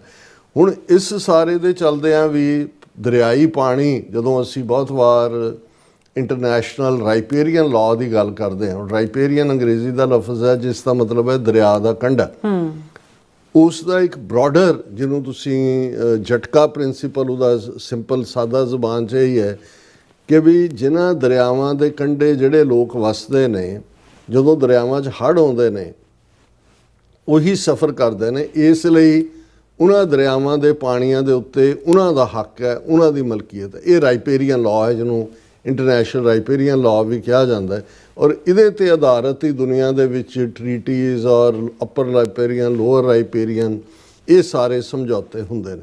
ਹੁਣ ਪਹਿਲਾਂ ਤਾਂ ਜੇ ਅਸੀਂ ਦਰਿਆਈ ਪਾਣੀਆਂ ਦੀ ਗੱਲ ਕਰੀਏ, ਇੰਡਸ ਵਾਟਰ ਟ੍ਰੀਟੀ ਹੋਈ, ਸਤਲੁਜ ਬਿਆਸ ਰਾਵੀ ਸਾਡੇ ਪੰਜਾਬ ਦੇ ਬਣਨੇ ਗਏ ਇੰਡਸ, ਚਨਾਹ ਤੇ ਜੇਹਲਮ, ਇਹ ਪਾਕਿਸਤਾਨ ਨੂੰ ਮਿਲੇ। ਉਹਦੇ 'ਚ ਵੀ ਇੰਡਸ ਦਰਿਆ ਦਾ 20% ਪਾਣੀ ਭਾਰਤ ਨੂੰ ਵਰਤਣ ਦੀ ਖੁੱਲ੍ਹ, ਕਿਉਂਕਿ ਜੰਮੂ ਕਸ਼ਮੀਰ ਭਾਰਤੀ ਕਬਜ਼ੇ ਵਾਲਾ, ਉਹਦੇ 'ਚੋਂ ਹੀ ਚਨਾਹ ਜੇਹਲਮ ਵੀ ਲੰਘਦੇ ਸੀ। ਉਹਨਾਂ ਨੂੰ ਵੀ ਇਰੀਗੇਸ਼ਨ ਔਰ ਵਾਟਰ ਔਰ ਦੂਸਰੀ ਇਲੈਕਟ੍ਰਿਸਿਟੀ ਦੇ ਲਈ, ਪਾਵਰ ਜਨਰੇਸ਼ਨ ਦੇ ਲਈ ਜ਼ਰੂਰੀ ਸੀ। ਇਹ ਇੱਕ ਬ੍ਰੌਡਰ ਜਿਹਾ ਸਮਝੌਤਾ ਸੀ।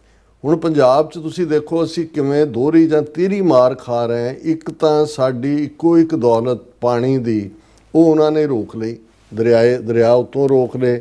ਥੱਲੇ ਜਿਹੜੀ ਜ਼ਮੀਨ ਦੀ ਬਰਬਾਦੀ, ਅੰਡਰਗਰਾਊਂਡ ਪਾਣੀ ਦੀਆਂ ਅਸੀਂ ਇੱਕ ਤੋਂ ਬਾਅਦ ਇੱਕ ਲੇਅਰਸ, ਹੁਣ ਤਾਂ ਉਸ ਥੱਲੇ ਤੱਕ ਪਹੁੰਚ ਗਏ ਆ ਜਿੱਥੋਂ ਮੇਰਾ ਖਿਆਲ ਹੈ ਥੱਲੇ ਫਿਰ ਪੱਥਰ ਹੀ ਰਹਿ ਜਾਣੇ ਨੇ। ਉਸ ਲੈਵਲ ਤੱਕ ਪਾਣੀ, ਸਬਮਰਸੀਬਲ ਪੰਪਸ ਔਰ ਦੂਸਰੇ ਇਸਤੇਮਾਲ ਹੋ ਰਹੇ ਨੇ। ਇੱਕ ਤਾਂ ਉਹ ਸਾਨੂੰ ਡਿਪਰਾਈਵ ਕੀਤਾ।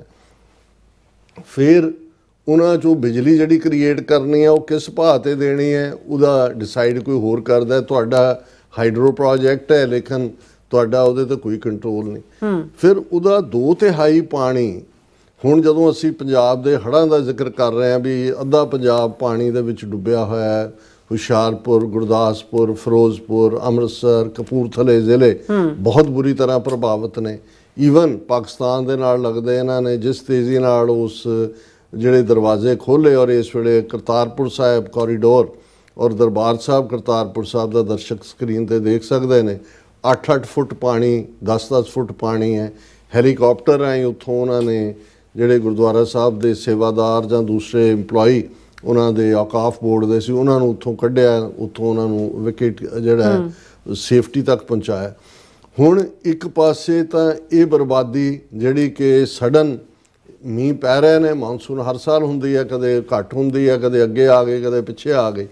ਲੇਕਿਨ ਜਿਹੜੇ ਡੈਮ ਜਾਂ ਦੂਜੇ ਤੀਜੇ ਸਰਕਾਰੀ ਨਿਗਰਾਨੀ ਥੱਲੇ ਵੀ ਬਣਾਏ ਗਏ, ਉਹਨਾਂ ਦਾ ਕੀ ਸਟਰਕਚਰ ਹੈ, ਜਿਵੇਂ ਔਰ ਪੁਲ, ਜਿਹੜੇ ਪੁਲ ਵੀ ਰੁੜ ਰਹੇ ਨੇ, ਕਿਉਂਕਿ ਜਦੋਂ ਪਾਣੀ ਦੇ ਵਿੱਚੋਂ ਜਿਹੜੀ ਐਲਗੀ ਜਾਂ ਫੰਗਸ ਜਾਂ ਦੂਸਰੀਆਂ ਚੀਜ਼ਾਂ ਹੁੰਦੀਆਂ ਨੇ, ਜੇ ਤੁਸੀਂ ਉਹਨੂੰ ਰਿਮੂਵ ਨਹੀਂ ਕਰਦੇ, ਉਹਨਾਂ ਦੀ ਸਫਾਈ ਨਹੀਂ ਕਰਦੇ, ਤੇ over A period of time ਜਿਹੜੀ ਕੈਪੈਸਿਟੀ ਉੱਥੋਂ ਪਾਣੀ ਦੇ ਲੰਘਣ ਦੀ ਹੈ, ਪਾਣੀ ਉੱਥੇ ਰੁਕਣਾ ਸ਼ੁਰੂ ਹੋ ਜਾਂਦਾ। ਔਰ ਇਹੀ ਕਾਰਨ ਈਵਨ ਡੈਮ ਦੇ ਵਿੱਚ ਵੀ ਜਦੋਂ ਪਾਣੀ ਉੱਤੋਂ ਆਉਂਦਾ ਹੈ, ਪਹਾੜਾਂ ਤੋਂ ਆਉਂਦਾ ਪਾਣੀ ਜਾ ਰਿਹਾ, ਗਲੇਸ਼ੀਅਰ ਤਾਂ ਮੈਲਟ ਹੁੰਦੇ ਨੇ, ਉਹ ਡਿਫਰੈਂਟ ਪਾਣੀ ਹੁੰਦਾ ਹੈ, ਪਰ ਜਿਹੜਾ ਮੀਂਹ ਦਾ ਪਾਣੀ ਹੈ ਉਹ ਤਾਂ ਸਾਰਾ ਮਿੱਟੀ ਘਟਾ ਦੂਜੇ ਤੀਜੇ ਕਿ ਉਹ ਤਾਂ ਸਿਲਟ ਥੱਲੇ ਉਹਦੇ ਬੈਠਿਆ ਹੁੰਦਾ।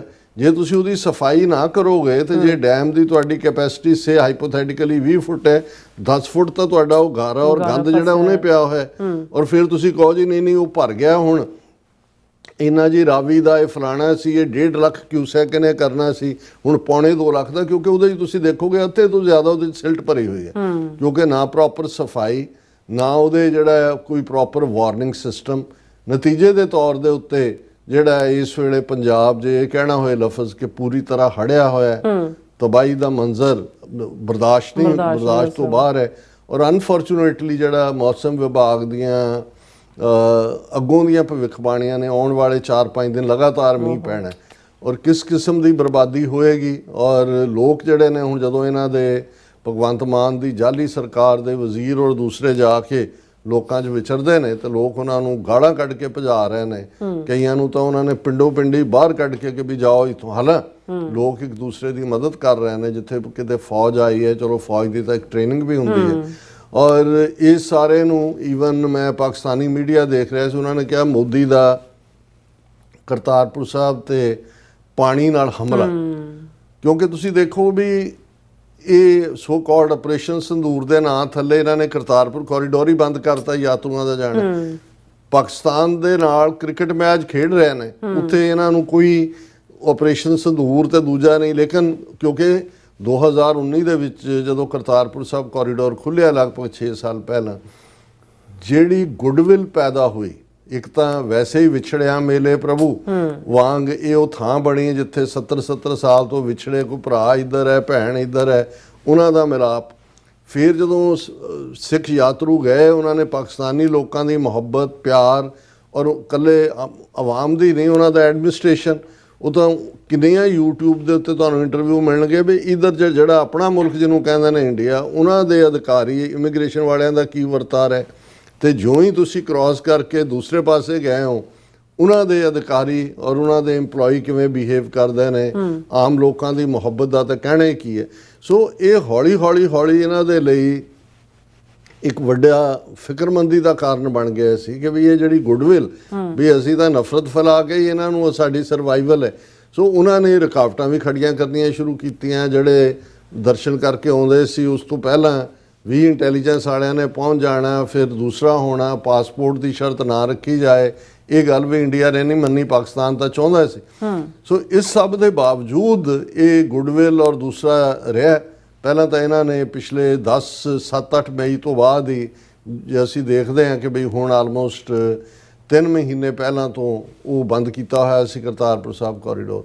ਔਰ ਹੁਣ ਜਿਹੜਾ ਪਾਕਿਸਤਾਨ ਦੇ ਵੱਲ ਪਾਣੀ ਧੱਕਿਆ ਗਿਆ, ਹਾਲਾਂ ਇਹ ਵੀ ਹੈ ਜੇ ਕਿ ਤੁਸੀਂ ਬੰਨ ਟੁੱਟ ਗਿਆ, ਇਧਰਲਾ ਬੈਰਾਜ ਟੁੱਟ ਗਿਆ, ਉਧਰਲਾ ਟੁੱਟ ਗਿਆ, ਇਹਨਾਂ ਦੇ ਹੀ ਬਣਾਏ ਹੋਏ ਨੇ, ਇਹਨਾਂ ਨੇ ਹੀ ਤੋੜਨੇ ਨੇ। ਔਰ ਕਿਉਂਕਿ ਆਲਰੇਡੀ ਵਾਂਸ ਬਿਟਨ ਟਵਾਈਸ ਸ਼ਾਈ, ਜਦੋਂ ਤੁਸੀਂ ਇੱਕ ਵਾਰ ਇੱਕ ਮਾਰ ਝੱਲੀ ਹੁੰਦੀ ਹੈ ਤੁਹਾਨੂੰ ਇੱਕਦਮ ਤੁਹਾਡਾ ਧਿਆਨ ਜਾਂਦਾ ਹੈ। ਕਿਉਂਕਿ ਅਸੀਂ 1988 ਦੌਰ ਦੀ ਗੱਲ ਕਰਦੇ, ਭਾਖੜਾ ਬਿਆਸ ਮੈਨੇਜਮੈਂਟ ਬੋਰਡ ਜਿਸ ਦੇ ਉੱਤੇ ਸੈਂਟਰ ਸਰਕਾਰ ਦਾ ਕਬਜ਼ਾ ਹੈ, 1988 ਦੇ ਵਿੱਚ ਇੱਕ serving major general Bhakra Beas management board ਦਾ ਚੇਅਰਮੈਨ ਸੀ। ਔਰ ਜਿਉਂ ਹੀ ਮੀਂਹ ਜਾਂ ਦੂਜੇ ਆਏ ਉਹਨਾਂ ਨੇ, ਜਿਵੇਂ ਹੁਣ ਨਜ਼ਰ ਆ ਰਿਹਾ ਕਿ ਭਾਈ ਕਿਤੇ ਡੈਮ ਜਿਹੜੇ ਟੁੱਟਣ ਦਾ ਬਹਾਨਾ ਹੈ, ਪਤਾ ਨਹੀਂ ਖੁਦ ਹੀ ਤੋੜ ਰਹੇ ਨੇ ਜਾਂ ਖੁਦ ਹੀ ਜਿਹੜਾ ਉਹ ਬਿਨਾਂ ਅਲਰਟ ਤੋਂ ਛੱਡ ਰਹੇ ਨੇ, ਇੰਨਾ ਪਾਣੀ ਪੰਜਾਬ ਦੇ ਵਿੱਚ ਉਹਨਾਂ ਨੇ ਸਾਰਾ ਜਲ ਥਲ ਕਰ, ਕਿਉਂਕਿ ਉਹ ਪੀਰੀਅਡ ਸੀ 88 ਦਾ, ਖਾਲਿਸਤਾਨ ਦੀ ਹਥਿਆਰਬੰਦ ਮੂਵਮੈਂਟ ਪੂਰੇ ਜੋਬਨ ਦੇ ਉੱਤੇ ਸੀ। ਔਰ ਉਸ ਸਾਰੇ ਦਾ ਨਤੀਜਾ ਸੀ ਕਿ ਵੀ ਕਿਤੇ ਨਾ ਕਿਤੇ ਹਥਿਆਰ ਵੀ ਸਨ, ਨੌਜਵਾਨ ਵੀ ਸਨ। ਔਰ ਉਹਨਾਂ ਹੜ੍ਹਾਂ ਨੇ ਜਿਹੜਾ ਬਾਅਦ ਦੇ ਵਿੱਚ ਈਵਨ ਐਗਰੀਕਲਚਰ ਯੂਨੀਵਰਸਿਟੀ ਲੁਧਿਆਣਾ ਦੇ ਐਕਸਪਰਟਸ ਦੀ ਇੱਕ ਟੀਮ ਨੇ ਵੀ ਇਹ ਸਾਬਤ ਕੀਤਾ ਹੈ ਕਿ ਵੀ ਇਹ ਡੈਲੀਬਰੇਟਲੀ ਇਹਨਾਂ ਨੇ ਪੰਜਾਬ ਨੂੰ ਜਿਹੜਾ ਹੈ ਉਹ ਰੰਗ ਦਿਖਾਉਣ ਦੇ ਲਈ ਕਿ ਭਾਈ ਤੁਸੀਂ ਹੁਣ ਸਾਡੀ ਸਰਕਾਰ ਦਾ ਦੇਖੋ, ਇਹ ਛੱਡਿਆ ਗਿਆ ਸੀ। ਉਹਦੇ ਵਿੱਚ 10,000 ਦੇ ਕਰੀਬ ਬੰਦੇ ਮਾਰੇ ਗਏ ਸੀ, 1 ਲੱਖ ਤੋਂ ਜ਼ਿਆਦਾ ਪਸ਼ੂ, ਮਾਲ ਡੰਗਰ। ਕਿਉਂਕਿ ਜਦੋਂ ਅਸੀਂ ਅੰਦਾਜ਼ਾ ਲਾਉਂਦੇ ਹਾਂ ਜੀ ਬੰਦੇ ਕਿਵੇਂ ਸਰਵਾਈਵ ਕਰ ਰਹੇ ਨੇ, ਮਾਲ ਡੰਗਰ ਤੁਹਾਡੇ ਘਰਾਂ ਦੀ ਤੁਹਾਡੀ ਸਾਰੀ ਉਮਰਾਂ ਦੀ ਕਮਾਈ। ਔਰ ਇਹੀ ਕਾਰਨ ਸੀ ਕਿ ਫਿਰ ਜੁਝਾਰੂ ਨੌਜਵਾਨਾਂ ਨੇ ਉਸ ਮੇਜਰ ਜਨਰਲ ਨੂੰ ਜਿਹੜਾ ਉਹ ਸਜ਼ਾ ਯਾਫਤਾ ਕੀਤਾ ਸੀ ਕਿ ਭਾਈ ਇਹ ਜਾਣ ਬੁੱਝ ਕੇ ਹੜ੍ਹ ਲਿਆਂਦੇ ਗਏ ਸੀ। ਔਰ ਇਸ ਵੇਲੇ ਵੀ ਹਾਲਾਂ ਅੱਜ ਦੀ ਆਵਾਜ਼ ਪ੍ਰੋਗਰਾਮ ਲਈ ਮੈਂ ਰੇਡੀਓ ਇੰਟਰਵਿਊ ਦੇ ਰਿਹਾ ਸੀ, ਉਦੋਂ ਵੀ ਇਹ ਡਿਸਕਸ਼ਨ ਦਾ ਵਿਸ਼ਾ ਸੀ। ਉਸ ਤੋਂ ਪਹਿਲਾਂ ਮੈਂ ਉਹਨਾਂ ਨੂੰ ਕਿਹਾ ਵੀ ਸਾਨੂੰ ਇਹ ਦੇਖ ਲੈਣਾ ਚਾਹੀਦਾ ਹੈ ਕਿ ਭਾਈ ਅਸੀਂ ਇਹ ਨਾ ਲੱਗੇ ਵੀ ਹਰ ਵਾਰੀ ਅਸੀਂ ਕੰਸਪੀਰੇਸੀ ਦੀ ਗੱਲ ਕਰਦੇ ਹਾਂ। ਪਰ ਜਿਉਂ-ਜਿਉਂ ਖਬਰਾਂ ਇਹ ਆ ਰਹੀਆਂ ਨੇ ਔਰ ਉਹਨਾਂ ਦਾ ਪੈਟਰਨ ਜਦੋਂ ਸਮਝ ਆ ਰਿਹਾ ਤੇ ਮੈਨੂੰ ਲੱਗਦਾ ਹੈ ਵੀ ਇਹ ਅਜੇ ਕੁਝ ਮਹੀਨੇ ਪਹਿਲਾਂ ਹੀ ਅਮਿਤ ਸ਼ਾਹ ਨੂੰ 2-3 ਮਹੀਨੇ ਪਹਿਲਾਂ ਇੱਕ ਇੰਟਰਵਿਊਰ ਨੇ ਪੁੱਛਿਆ ਸੀ ਕਿ ਜੀ ਪੰਜਾਬ ਬਾਰੇ ਤੁਹਾਡਾ ਕੀ ਖਿਆਲ ਹੈ ਕਿ ਪੰਜਾਬ 2027 ਤੱਕ ਪਹੁੰਚਦੇ ਆ ਬੀਜੇਪੀ ਸਰਕਾਰ ਬਣਾਏਗੀ। ਤੇ ਉਹ ਬੜਾ ਗੰਭੀਰ ਹੋ ਕੇ ਗੈਂਡੇ ਦਾ ਬੱਚਾ ਉਹ ਇਹ ਕਹਿੰਦਾ ਕਿ ਇਸ सृष्टि को ब्रह्मा ने बनाया है और इस सृष्टि को बनाने वाला ब्रह्मा भी नहीं जानता कि पंजाब में क्या होगा। ਹੁਣ ਇਸ ਤੋਂ ਅਸੀਂ ਅੰਦਾਜ਼ਾ ਲਾ ਸਕਦੇ ਹਾਂ ਵੀ ਪੰਜਾਬ ਇਹਨਾਂ ਦੇ ਲਈ ਬਹੁਤ ਵੱਡੀ ਹੈਡੇਕ, ਲਫ਼ਜ਼ ਵੀ ਛੋਟਾ ਹੈ। ਇਹਨਾਂ ਨੂੰ ਇਹ ਸਮਝ ਨਹੀਂ ਆ ਰਹੀ ਵੀ ਸਿੱਖਾਂ ਨੂੰ ਸਬਜੂਗੇਟ ਕਿਵੇਂ ਕਰਨਾ। ਗੱਲ ਪੰਜਾਬ ਦੀ ਨਹੀਂ ਹੈ, ਗੱਲ ਇਹਨਾਂ ਨੂੰ ਸਿੱਖ ਕੌਮ ਨੂੰ ਸਬਕ ਸਿਖਾਉਣ ਦੇ ਲਈ ਤਾਂ ਜੂਨ 84 ਟੋਟਲ ਵਾਰ ਸਿੱਖਾਂ ਤੇ ਭਰਪਾ ਕੀਤੀ। 41 ਸਾਲ ਬਾਅਦ ਅੱਜ ਇਹਨਾਂ ਦਾ ਨੱਕ ਰਗੜਿਆ ਜਾ ਰਿਹਾ। ਅਮਰੀਕਾ ਨੇ ਧੌਣ ਤੋਂ ਫੜਿਆ ਹੋਇਆ, ਬਾਂਹ ਮਰੋੜ ਕੇ ਪਿੱਠ ਪਿੱਛੇ ਲਾਈ ਹੋਈ ਹੈ, ਟੈਰਿਫ ਦੇ ਥੱਲੇ ਰੀਲ ਕਰ ਰਹੇ ਨੇ। ਬੁਰਾ ਹਾਲ ਬੌਂਕੇ ਦਿਹਾੜੇ ਇਹਨਾਂ ਦਾ ਹਾਲ ਹੈ। ਔਰ ਪੰਥ ਦੀ ਤਾਂ ਚੜ੍ਹਦੀ ਕਲਾ ਹੈ, ਕੌਮ ਆਪਣੇ ਨਿਸ਼ਾਨੇ ਵੱਲ ਵੀ ਵੱਧ ਰਹੀ ਹੈ। ਚੈਲੰਜਸ ਦੇ ਬਾਵਜੂਦ ਜਿਹੜਾ ਉਹ ਅਸੀਂ ਅੱਗੇ ਨਿਕਲ ਰਹੇ ਹਾਂ। ਔਰ ਪੰਜਾਬ ਦੇ ਵਿੱਚ ਵੀ ਜਿਹੜੀ ਸਪਿਰਿਟ ਡਿਫਾਈਂਸ ਦੀ ਹੈ, ਉਹ ਭਾਵੇਂ ਮੈਂਬਰ ਪਾਰਲੀਮੈਂਟ ਦੀ ਚੋਣ ਵੇਲੇ ਭਾਈ ਅੰਮ੍ਰਿਤਪਾਲ ਸਿੰਘ, ਭਾਈ ਸਰਬਜੀਤ ਸਿੰਘ ਕੁਆਇਟ ਵਿਜ਼ੀਬਲ ਹੈ। ਔਰ ਕੋਈ ਵੀ ਇਸ਼ੂ ਹੁੰਦਾ ਹੈ, ਲੈਂਡ ਪੂਲਿੰਗ ਪਾਲਿਸੀ ਦੇ ਥੱਲੇ 3 ਖੇਤੀ ਕਾਨੂੰਨਾਂ ਤੋਂ ਬਾਅਦ ਦੂਸਰਾ ਵੱਡਾ ਟੈਸਟ ਜੇ ਸਾਡੀ ਜ਼ਮੀਨ ਖੋਹਣ ਦੇ ਹਵਾਲੇ ਨਾਲ ਸੀ ਤੇ ਲੈਂਡ ਪੂਲਿੰਗ ਪਾਲਿਸੀ ਸੀ। ਔਰ ਇਸ ਨੂੰ ਕਿਵੇਂ ਨੌਜਵਾਨ ਜਥੇਬੰਦੀਆਂ ਨੇ ਚੈਲੰਜ ਕੀਤਾ, ਪੰਥਕ ਜਥੇਬੰਦੀਆਂ ਨੇ ਕੀਤਾ, ਫਿਰ ਕਿਸਾਨ ਜਥੇਬੰਦੀਆਂ ਨੂੰ ਵੀ ਸਮਝ ਆ ਗਈ। ਔਰ ਵਾਂਸ ਪੰਜਾਬ ਦੇ ਕਿਸਾਨ ਔਰ ਪੋਲੀਟੀਕਲ ਐਕਟਿਵਿਸਟ ਔਰ ਪੰਜਾਬ ਪਿਆਰੇ ਇਕੱਠੇ ਹੋਏ, ਚੈਲੰਜ ਹੋਇਆ, ਉਹ ਇਹਨਾਂ ਨੂੰ ਵਾਪਸ ਲੈਣੀ ਪਈ। ਸੋ ਹੁਣ ਇਹਨਾਂ ਨੂੰ ਇਹ ਲੱਗਦਾ ਕਿ ਬਈ ਬਹੁਤ ਵਾਰ ਜਦੋਂ ਕਿਸੇ ਦੇ ਸਾਹਮਣੇ ਕੁਝ ਹੋਰ ਨਾ ਚੱਲ ਰਿਹਾ ਹੋਏ ਤਾਂ ਫਿਰ ਹੁੰਦਾ ਕਿ ਭਾਈ ਇਹਨਾਂ ਨੂੰ ਤੁਸੀਂ ਵੱਧ ਤੋਂ ਵੱਧ ਜਿਹੜਾ ਇਹਨਾਂ ਦਾ ਨੁਕਸਾਨ ਕਰੋ। ਸੋ ਮੈਂ ਸਮਝਦਾ ਵੀ ਇਹ ਪੰਜਾਬ ਇਸ ਵੇਲੇ ਰੀਲਿੰਗ ਅੰਡਰ ਦਾ ਫਲੱਡਸ ਹੈ। ਪਾਕਿਸਤਾਨੀ ਪੰਜਾਬ ਨੂੰ ਵੀ ਜਿਹੜਾ ਉਹ ਬਰਬਾਦੀ ਦੇ ਰਸਤੇ ਤੇ ਉਤੋਰਿਆ ਹੋਇਆ ਹੈ। ਔਰ ਅੱਜ ਹੀ ਡਾਕਟਰ ਚੀਮਾ ਨਾਲ ਗੱਲ ਹੋ ਰਹੀ ਸੀ, ਕਹਿੰਦੇ ਵੀ ਇਹ ਤਾਂ ਇੰਡਸ ਵਾਟਰ ਟਰੀਟੀ ਨੂੰ ਸਸਪੈਂਡ ਕਰਕੇ ਦਰਿਆਈ ਪਾਣੀ ਰੋਕਣ ਦੀ ਗੱਲ ਕਰ ਰਹੇ ਨੇ। ਅਜੇ ਤਾਂ ਰੁਕਣਿਆਂ ਤੋਂ ਬਾਅਦ ਕੀ ਨੁਕਸਾਨ ਹੋਗਾ, ਅਜੇ ਤਾਂ ਜਿਹੜਾ ਹੈ ਪਾਣੀ ਉਹ ਨਹੀਂ ਸੰਭਲ ਰਿਹਾ ਔਰ ਇਹਨਾਂ ਨੇ ਜਿਹੜਾ ਉਹ ਛੱਡਿਆ ਹੋਇਆ। ਸੋ ਮਤਲਬ ਇਹ ਹੈ ਵੀ ਇਹ ਕੋਈ ਜਸਟ ਕੰਸਪੀਰੇਸੀ ਥਿਊਰੀ ਨਹੀਂ ਹੈ ਜਦੋਂ ਅਸੀਂ ਇਹ ਕਹਿ ਰਹੇ ਹਾਂ ਕਿ ਵਾਟਰ ਨੂੰ ਐਜ਼ ਏ ਵੈਪਨ ਇਸਤੇਮਾਲ ਕਰ ਰਹੇ ਨੇ।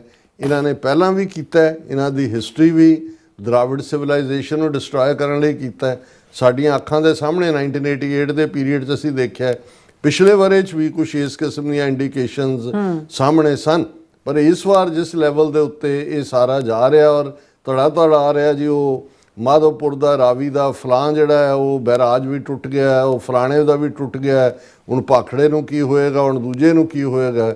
ਔਰ ਮੈਨੂੰ ਇਹ ਲੱਗਦਾ ਹੈ ਕਿ ਵੀ ਜੇ ਆਉਣ ਵਾਲੇ 3-4 ਦਿਨ 'ਚ ਅਸੀਂ ਦੇਖੀਏ ਤੇ ਬਰਬਾਦੀ ਦਾ ਮੰਜ਼ਰ ਜਿਹੜਾ ਹੈ ਉਹ ਹੋਰ ਵੀ ਜ਼ਿਆਦਾ ਹੋਏਗਾ। ਔਰ ਤੁਸੀਂ ਬਿਲਕੁਲ ਠੀਕ ਬਿਗਨਿੰਗ ਦੇ ਵਿੱਚ ਜਿੱਥੇ ਅਸੀਂ ਇਹਨਾਂ ਦੁਸ਼ਮਣ ਦੀਆਂ ਚਾਲਾਂ ਨੂੰ ਸਮਝਦੇ ਹਾਂ, ਸਮਝਣਾ ਵੀ ਬਣਦਾ ਹੈ, ਉੱਥੇ ਅਲਟੀਮੇਟਲੀ ਅਕਾਲ ਪੁਰਖ ਦੇ ਦਰਬਾਰ 'ਚ ਹੀ ਅਸੀਂ ਅਰਦਾਸ ਕਰ ਸਕਦੇ ਹਾਂ।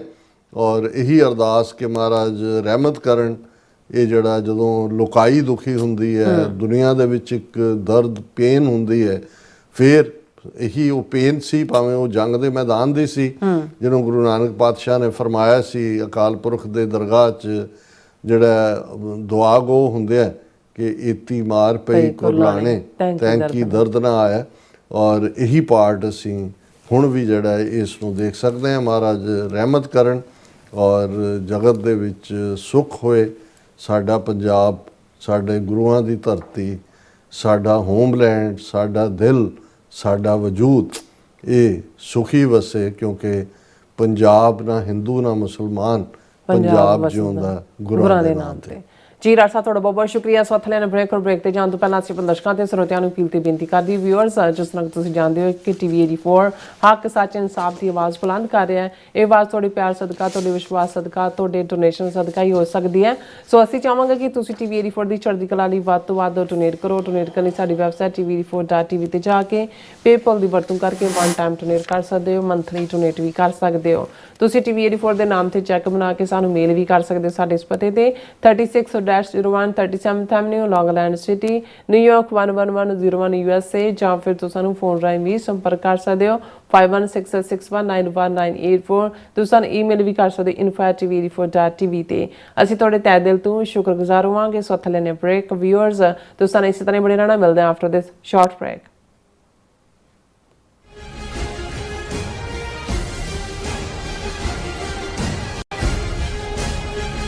ਲਾਵਾਰਸ ਲਾਸ਼ਾਂ ਦੇ ਵਾਰਸ ਸ਼ਹੀਦ ਭਾਈ ਜਸਵੰਤ ਸਿੰਘ ਖਾਲੜਾ ਨੂੰ ਯਾਦ ਕਰਦਿਆਂ ਯੂਨੀਫਾਈ ਹਿਊਮੈਨਿਟੀ ਵੱਲੋਂ 6 ਸਤੰਬਰ ਵਾਲੇ ਦਿਨ ਨਿਊ ਜਰਸੀ ਦੇ ਮਾਊਂਟ ਲਾਰਲ ਟਾਊਨਸ਼ਿਪ ਵਿਖੇ 11 ਵਜੇ ਪੰਥਕ ਇਕੱਤਰਤਾ ਸੱਦੀ ਜਾ ਰਹੀ ਹੈ। ਇਸ ਦੌਰਾਨ ਸ਼ਹੀਦ ਭਾਈ ਜਸਵੰਤ ਸਿੰਘ ਖਾਲੜਾ ਦੇ ਸੰਘਰਸ਼ਮਈ ਜੀਵਨ ਬਾਰੇ ਵਿਚਾਰਾਂ ਕੀਤੀਆਂ ਜਾਣਗੀਆਂ ਅਤੇ ਉਹਨਾਂ ਦੀ ਵਿਰਾਸਤ ਨੂੰ ਅੱਗੇ ਤੋਰਨ ਲਈ ਉਪਰਾਲੇ ਸਾਂਝੇ ਕੀਤੇ ਜਾਣਗੇ। ਇਸ ਇਕੱਠ ਵਿੱਚ ਖਾਲਿਸਤਾਨ ਅਫੇਅਰਸ ਸੈਂਟਰ ਦੇ ਸੰਚਾਲਕ ਡਾਕਟਰ ਅਮਰਜੀਤ ਸਿੰਘ, ਵਕੀਲ ਜਸਪ੍ਰੀਤ ਸਿੰਘ, ਸ਼੍ਰੋਮਣੀ ਅਕਾਲੀ ਦਲ ਅੰਮ੍ਰਿਤਸਰ ਦੇ ਜਨਰਲ ਸਕੱਤਰ ਕੁਸ਼ਲਪਾਲ ਸਿੰਘ ਮਾਨ, ਸਿੱਖ ਅਸੈਂਬਲੀ ਆਫ ਅਮਰੀਕਾ ਦੇ ਡਾਇਰੈਕਟਰ ਪਵਨ ਸਿੰਘ ਖਾਲਸਾ ਅਤੇ ਯੂਥ ਐਕਟਿਵਿਸਟ ਮਨਰੂਪ ਕੌਰ ਵਿਚਾਰਾਂ ਦੀ ਸਾਂਝ ਪਾਉਣਗੇ। ਇਸ ਤੋਂ ਇਲਾਵਾ ਸਿੱਖ ਕਾਰਕੁਨ ਨੌਜਵਾਨਾਂ ਦਾ ਇੱਕ ਪੈਨਲ ਐਕਟਿਵਿਜ਼ਮ, ਸਿੱਖੀ ਅਤੇ ਸ਼ਹੀਦ ਭਾਈ ਖਾਲੜਾ ਬਾਰੇ ਖਾਸ ਵਿਚਾਰ ਚਰਚਾ ਕਰੇਗਾ, ਜਿਸ ਵਿੱਚ ਕਾਂਗਰਸਮੈਨ ਟੌਮ ਸਵਾਜ਼ੀ ਦੇ legislative assistant Tejkaran Kaur Bains, Canada ਤੋਂ ਨੌਜਵਾਨ Sikh activist Akashdeep Singh, Abinash Kaur, Sikh Youth of America ਤੋਂ ਵਿਦਿਆਰਥੀ ਆਗੂ ਬਸੰਤ ਸਿੰਘ ਅਤੇ ਦੋਹਰਾ ਕੌਰ ਮਾਨ ਸ਼ਾਮਲ ਹੋਣਗੇ। ਪ੍ਰਬੰਧਕਾਂ ਵੱਲੋਂ ਆਪ ਸਮੂਹ ਸੰਗਤ ਨੂੰ ਵੱਧ ਚੜ੍ਹ ਕੇ ਇਸ ਵਿਚਾਰ ਚਰਚਾ ਦਾ ਹਿੱਸਾ ਬਣਨ ਲਈ ਬੇਨਤੀ ਕੀਤੀ ਜਾਂਦੀ ਹੈ। ਵਧੇਰੇ ਜਾਣਕਾਰੀ ਲਈ ਆਪ ਨਵਲੀਨ ਕੌਰ ਖੜੌਦ ਅਤੇ ਸਿਮਰਨੀਤ ਕੌਰ ਖੜੌਦ ਨਾਲ ਸਕਰੀਨ ਤੇ ਦਿੱਤੇ ਨੰਬਰ ਉੱਤੇ ਸੰਪਰਕ ਕਰ ਸਕਦੇ ਹੋ।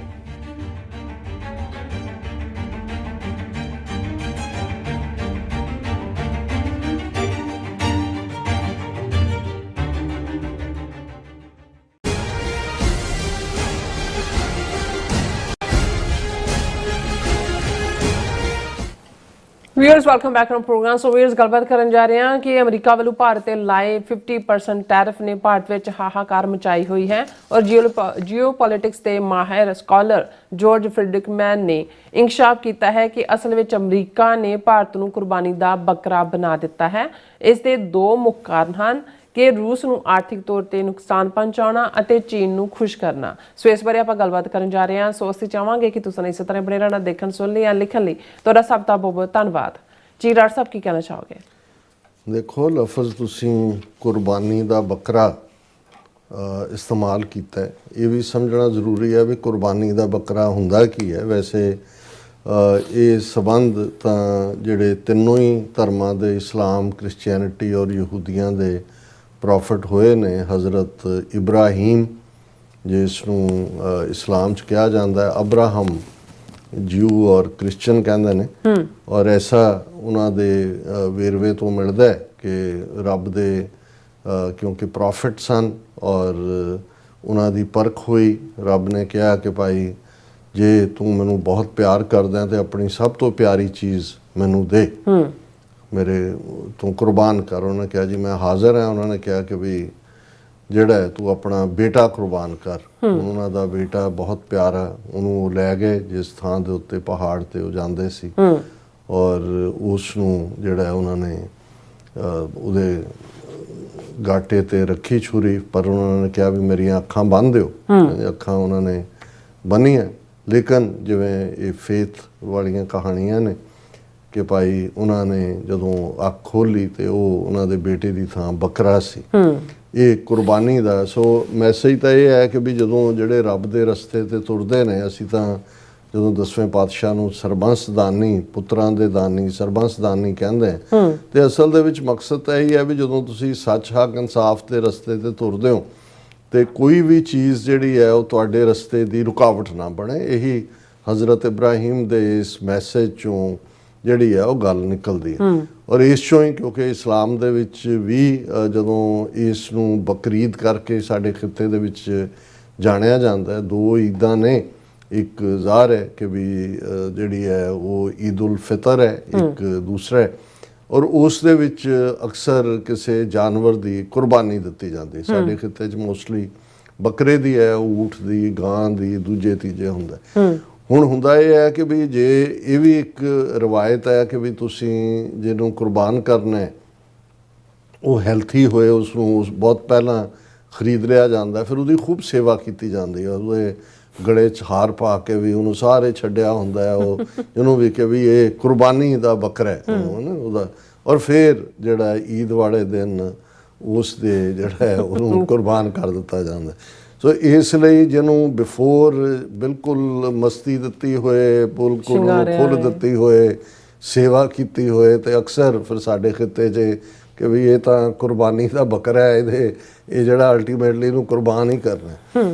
ਹੁਣ ਮੈਂ ਇਹ ਲਫ਼ਜ਼ ਇਸ ਲਈ ਇਸਤੇਮਾਲ ਕੀਤੇ ਕਿਉਂਕਿ ਜਾਰਜ ਫ੍ਰੀਡਮੈਨ ਜਿਹੜਾ ਬਹੁਤ ਵੱਡਾ ਜੀਓਪੋਲਿਟਿਕਸ ਦਾ ਸਕਾਲਰ ਹੈ, ਉਹਦਾ ਇੱਕ ਡਿਸਕਸ਼ਨ ਅੱਜ ਕਿਤੇ ਆਈ ਕਿਉਂਕਿ ਇਸ ਗੱਲ ਨੂੰ ਲੈ ਕੇ ਜਿੱਥੇ ਕਿ ਸਾਡੇ ਖਿੱਤੇ ਦੇ ਵਿੱਚ ਚਰਚਾ, ਅਸੀਂ ਵੀ ਆਪਣੇ ਪ੍ਰੋਗਰਾਮਾਂ 'ਚ ਚਰਚਾ ਕੀਤੀ ਕਿ 25 ਸਾਲ 1990 ਤੋਂ ਕਲਿੰਟਨ ਦੀ ਪਹਿਲੀ ਟਰਮ ਵੇਲੇ ਤੋਂ ਹੀ ਜਿਹੜੀ ਹੈ ਉਹ ਭਾਰਤ ਨੂੰ ਉਹਨਾਂ ਨੇ ਬਿਲਕੁਲ ਖੁੱਲ੍ਹ ਦਿੱਤੀ। ਇਹਦੇ ਬਾਵਜੂਦ ਉਹ ਹਿਊਮਨ ਰਾਈਟ ਵਾਇਲੇਸ਼ਨ ਕਰ ਰਹੇ ਸੀ, ਇਹਦੇ ਬਾਵਜੂਦ ਉਹ ਹਥਿਆਰ ਔਰ ਦੂਸਰੇ ਵੀ ਰੂਸ ਤੋਂ ਖਰੀਦ ਰਹੇ ਸੀ, ਇਹਦੇ ਬਾਵਜੂਦ ਕਿ ਉਹਨਾਂ ਨੇ ਕੋਈ ਉਸ ਸਟੇਜ 'ਤੇ ਅਜੇ ਅਮਰੀਕਨਾਂ ਦੇ ਲਈ ਹਾਲਾਂ ਖੋਲ੍ਹ ਤਾਂ ਮਨਮੋਹਨ ਸਿੰਘ ਨੇ 1991-92 ਪੀਰੀਅਡ ਸ਼ੁਰੂ ਹੋ ਗਿਆ ਸੀ, ਲੇਕਿਨ ਜਿਹੜੀ ਪੈਂਟਾਗਨ ਦੀ ਜਾਂ ਡੀਪ ਸਟੇਟ ਜੋ ਵੀ ਕਹੋ ਉਹਨਾਂ ਦੀ ਪਾਲਿਸੀ ਉਦੋਂ ਤੱਕ ਕਿਉਂਕਿ ਚਾਈਨਾ ਦਾ ਜਿਹੜਾ ਵੱਧ ਰਿਹਾ ਉਸ ਦਾ ਦਬਦਬਾ ਸੀ ਫਾਈਨੈਂਸ਼ੀਅਲ ਔਰ ਦੂਸਰੇ 'ਚ, ਉਹਨੂੰ ਅਮਰੀਕਾ ਨੇ ਦੇਖਣਾ ਮਹਿਸੂਸ ਕਰਤਾ ਸੀ ਕਿ ਵੀ ਇਹਨੂੰ ਕਿਤੇ ਨਾ ਕਿਤੇ ਚੈੱਕ ਕਰਨਾ ਪਏਗਾ।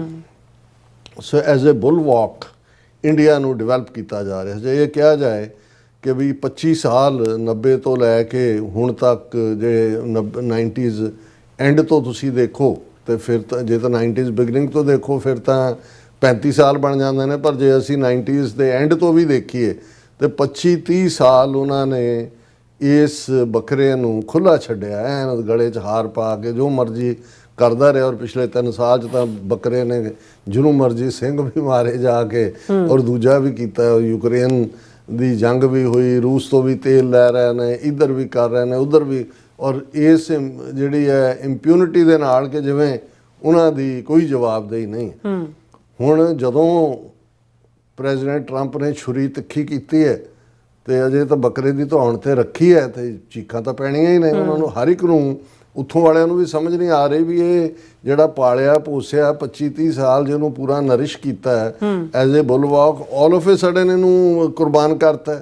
ਗੱਲ ਕੱਲਾ ਇਹ ਵੀ ਕਹਿ ਰਹੇ ਨੇ ਵੀ it's more than what meets the eye, ਵੀ ਇਹ ਨਹੀਂ ਹੈ ਕਿ ਵੀ ਹੋਰ ਵੀ ਤਾਂ ਆਇਲ ਲੈ ਰਹੇ ਨੇ ਰਸ਼ੀਆ ਤੋਂ, ਭਾਰਤ ਨੂੰ ਹੀ ਕਿਉਂ ਟਾਰਗੇਟ। ਪਰ ਗੱਲ ਇਹ ਹੈ ਕਿ ਵੀ ਇਨ ਦਾ ਐਂਡ ਆਫ ਦਾ ਡੇ, ਪਹਿਲੀ ਗੱਲ ਤਾਂ ਜਿਵੇਂ ਅਮਰੀਕਨ ਹੀ ਕਹਿੰਦੇ ਨੇ ਕਿ there is no free lunch. ਦੂਸਰਾ, ਸਿਆਸਤ ਦੇ ਵਿੱਚ ਜਿਹਦੀ ਵਰਤੋਂ ਜਿੰਨੀ ਕੁ ਦੇਰ ਹੁੰਦੀ ਹੈ ਉਹਨੂੰ ਕਰਕੇ ਡੰਪ ਕਰਨਾ ਇਹ ਕੋਈ ਵੱਡੀ ਗੱਲ ਨਹੀਂ ਹੁੰਦੀ।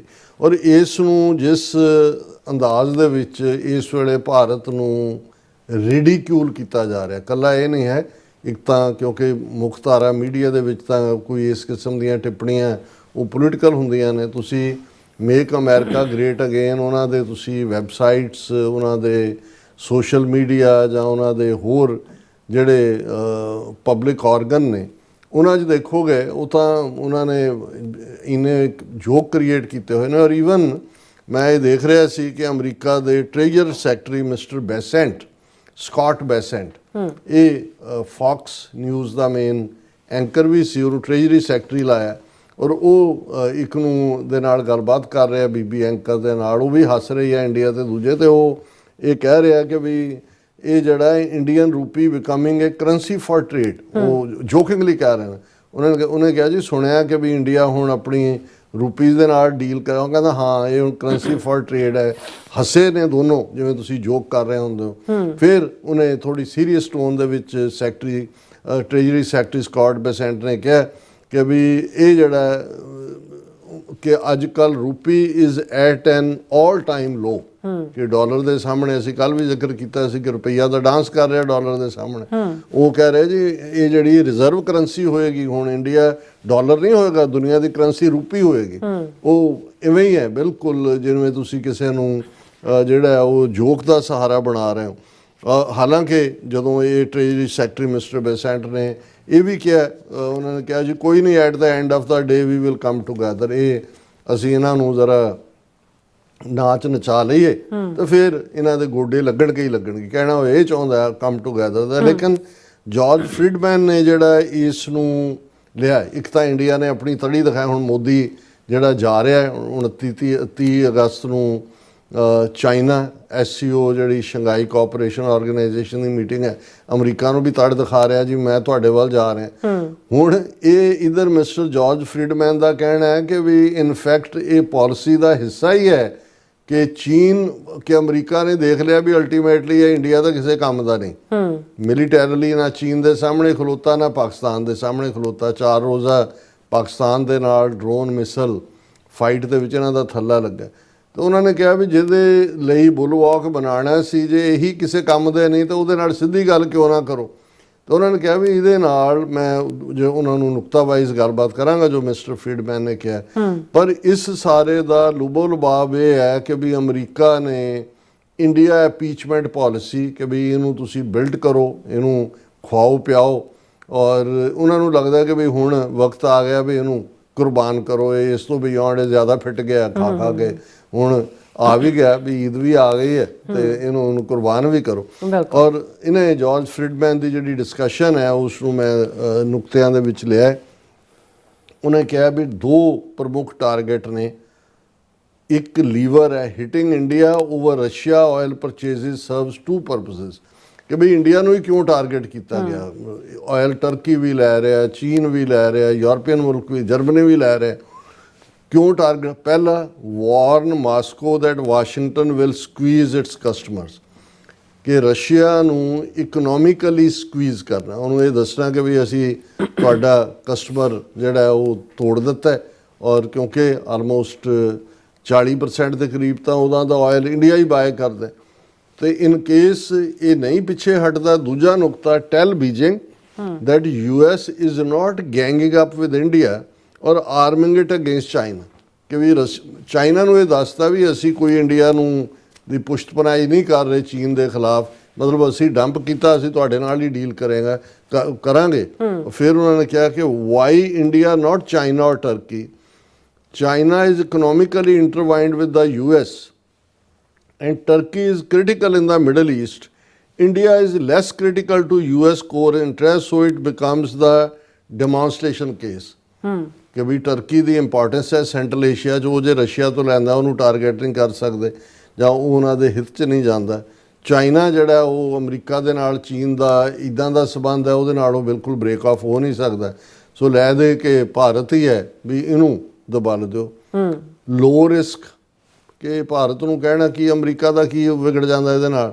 ਫਿਰ ਉਹਨਾਂ ਨੇ ਕਿਹਾ ਵੀ ਜਦੋਂ ਅਮਰੀਕਾ ਨੂੰ ਲੱਗਾ ਵੀ ਹੁਣ ਉਹਨਾਂ ਦਾ ਮਕਸਦ ਸਰਵ ਹੋ ਗਿਆ, ਚਾਈਨਾ ਨਾਲ ਵੀ ਪ੍ਰੋਪਰ ਡੀਲ ਹੋ ਗਈ, ਰਸ਼ੀਆ ਦੇ ਨਾਲ, ਫਿਰ ਉਹਨੂੰ ਰਿਵਰਸ ਕਰ ਦੇਣਗੇ ਡਿਸੀਜਨ ਨੂੰ। So low risk reversible, if it doesn't work tariff can be lifted, ਨਹੀਂ ਹੋਏਗਾ ਤਾਂ ਟੈਰਿਫ ਹਟਾ ਦੇਣਗੇ।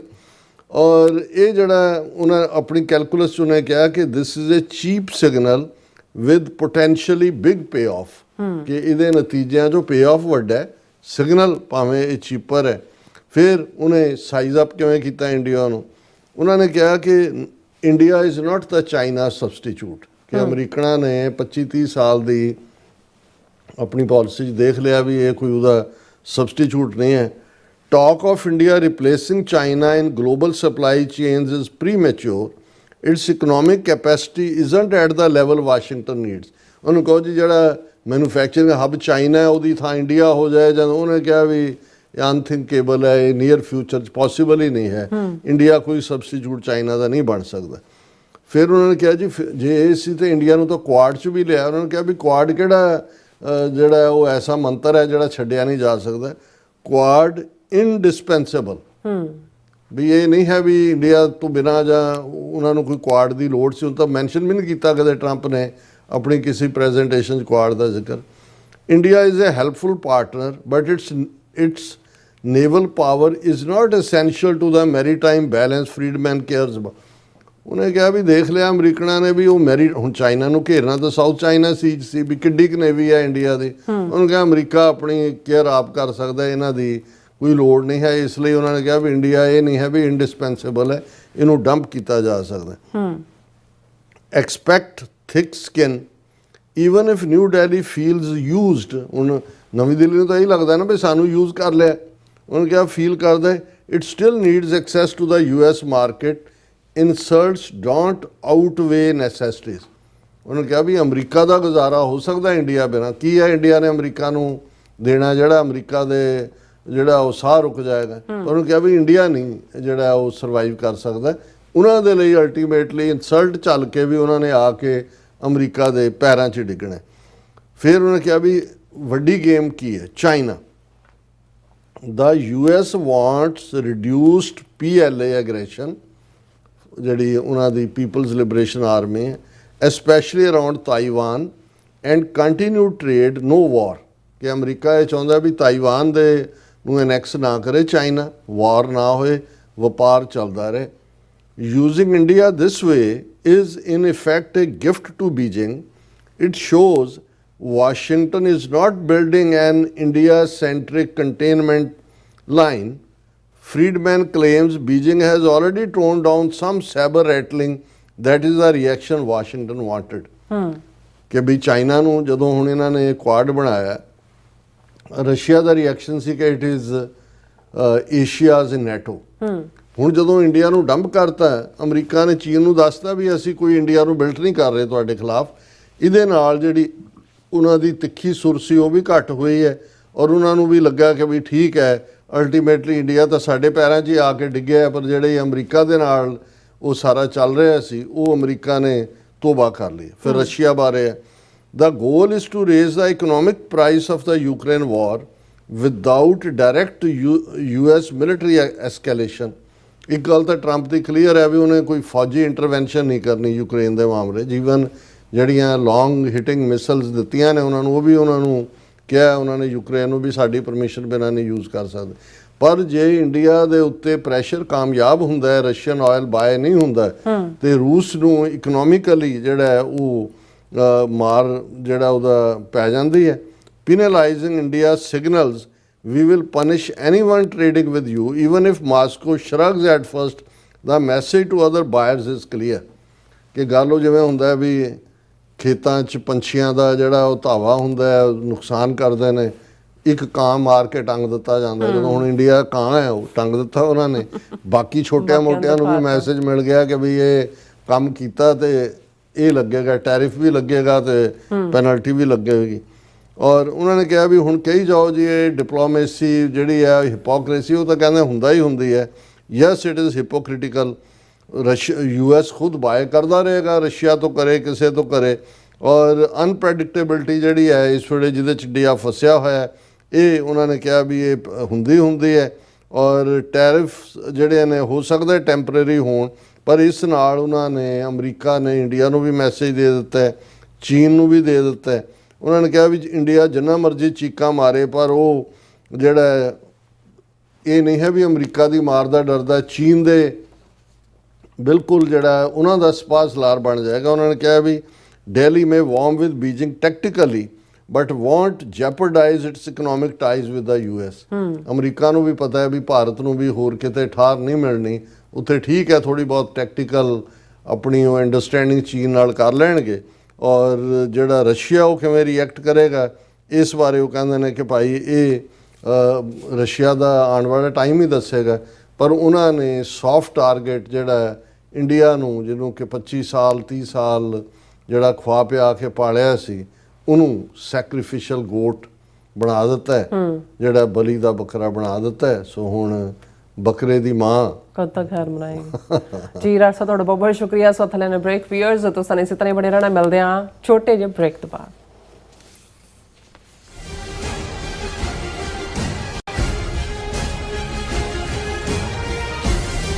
ਲਾਵਾਰਸ ਲਾਸ਼ਾਂ ਦੇ ਵਾਰਸ ਸ਼ਹੀਦ ਭਾਈ ਜਸਵੰਤ ਸਿੰਘ ਖਾਲੜਾ ਨੂੰ ਯਾਦ ਕਰਦਿਆਂ ਯੂਨੀਫਾਈ ਹਿਊਮੈਨਿਟੀ ਵੱਲੋਂ 6 ਸਤੰਬਰ ਵਾਲੇ ਦਿਨ ਨਿਊ ਜਰਸੀ ਦੇ ਮਾਊਂਟ ਲਾਰਲ ਟਾਊਨਸ਼ਿਪ ਵਿਖੇ 11 ਵਜੇ ਪੰਥਕ ਇਕੱਤਰਤਾ ਸੱਦੀ ਜਾ ਰਹੀ ਹੈ। ਇਸ ਦੌਰਾਨ ਸ਼ਹੀਦ ਭਾਈ ਜਸਵੰਤ ਸਿੰਘ ਖਾਲੜਾ ਦੇ ਸੰਘਰਸ਼ਮਈ ਜੀਵਨ ਬਾਰੇ ਵਿਚਾਰਾਂ ਕੀਤੀਆਂ ਜਾਣਗੀਆਂ ਅਤੇ ਉਹਨਾਂ ਦੀ ਵਿਰਾਸਤ ਨੂੰ ਅੱਗੇ ਤੋਰਨ ਲਈ ਉਪਰਾਲੇ ਸਾਂਝੇ ਕੀਤੇ ਜਾਣਗੇ। ਇਸ ਇਕੱਠ ਵਿੱਚ ਖਾਲਿਸਤਾਨ ਅਫੇਅਰਸ ਸੈਂਟਰ ਦੇ ਸੰਚਾਲਕ ਡਾਕਟਰ ਅਮਰਜੀਤ ਸਿੰਘ, ਵਕੀਲ ਜਸਪ੍ਰੀਤ ਸਿੰਘ, ਸ਼੍ਰੋਮਣੀ ਅਕਾਲੀ ਦਲ ਅੰਮ੍ਰਿਤਸਰ ਦੇ ਜਨਰਲ ਸਕੱਤਰ ਕੁਸ਼ਲਪਾਲ ਸਿੰਘ ਮਾਨ, ਸਿੱਖ ਅਸੈਂਬਲੀ ਆਫ ਅਮਰੀਕਾ ਦੇ ਡਾਇਰੈਕਟਰ ਪਵਨ ਸਿੰਘ ਖਾਲਸਾ ਅਤੇ ਯੂਥ ਐਕਟਿਵਿਸਟ ਮਨਰੂਪ ਕੌਰ ਵਿਚਾਰਾਂ ਦੀ ਸਾਂਝ ਪਾਉਣਗੇ। ਇਸ ਤੋਂ ਇਲਾਵਾ ਸਿੱਖ ਕਾਰਕੁਨ ਨੌਜਵਾਨਾਂ ਦਾ ਇੱਕ ਪੈਨਲ ਐਕਟਿਵਿਜ਼ਮ, ਸਿੱਖੀ ਅਤੇ ਸ਼ਹੀਦ ਭਾਈ ਖਾਲੜਾ ਬਾਰੇ ਖਾਸ ਵਿਚਾਰ ਚਰਚਾ ਕਰੇਗਾ, ਜਿਸ ਵਿੱਚ ਕਾਂਗਰਸਮੈਨ ਟੌਮ ਸਵਾਜ਼ੀ ਦੇ legislative assistant Tejkaran Kaur Bains, Canada ਤੋਂ ਨੌਜਵਾਨ Sikh activist Akashdeep Singh, Abinash Kaur, Sikh Youth of America ਤੋਂ ਵਿਦਿਆਰਥੀ ਆਗੂ ਬਸੰਤ ਸਿੰਘ ਅਤੇ ਦੋਹਰਾ ਕੌਰ ਮਾਨ ਸ਼ਾਮਲ ਹੋਣਗੇ। ਪ੍ਰਬੰਧਕਾਂ ਵੱਲੋਂ ਆਪ ਸਮੂਹ ਸੰਗਤ ਨੂੰ ਵੱਧ ਚੜ੍ਹ ਕੇ ਇਸ ਵਿਚਾਰ ਚਰਚਾ ਦਾ ਹਿੱਸਾ ਬਣਨ ਲਈ ਬੇਨਤੀ ਕੀਤੀ ਜਾਂਦੀ ਹੈ। ਵਧੇਰੇ ਜਾਣਕਾਰੀ ਲਈ ਆਪ ਨਵਲੀਨ ਕੌਰ ਖੜੌਦ ਅਤੇ ਸਿਮਰਨੀਤ ਕੌਰ ਖੜੌਦ ਨਾਲ ਸਕਰੀਨ ਤੇ ਦਿੱਤੇ ਨੰਬਰ ਉੱਤੇ ਸੰਪਰਕ ਕਰ ਸਕਦੇ ਹੋ।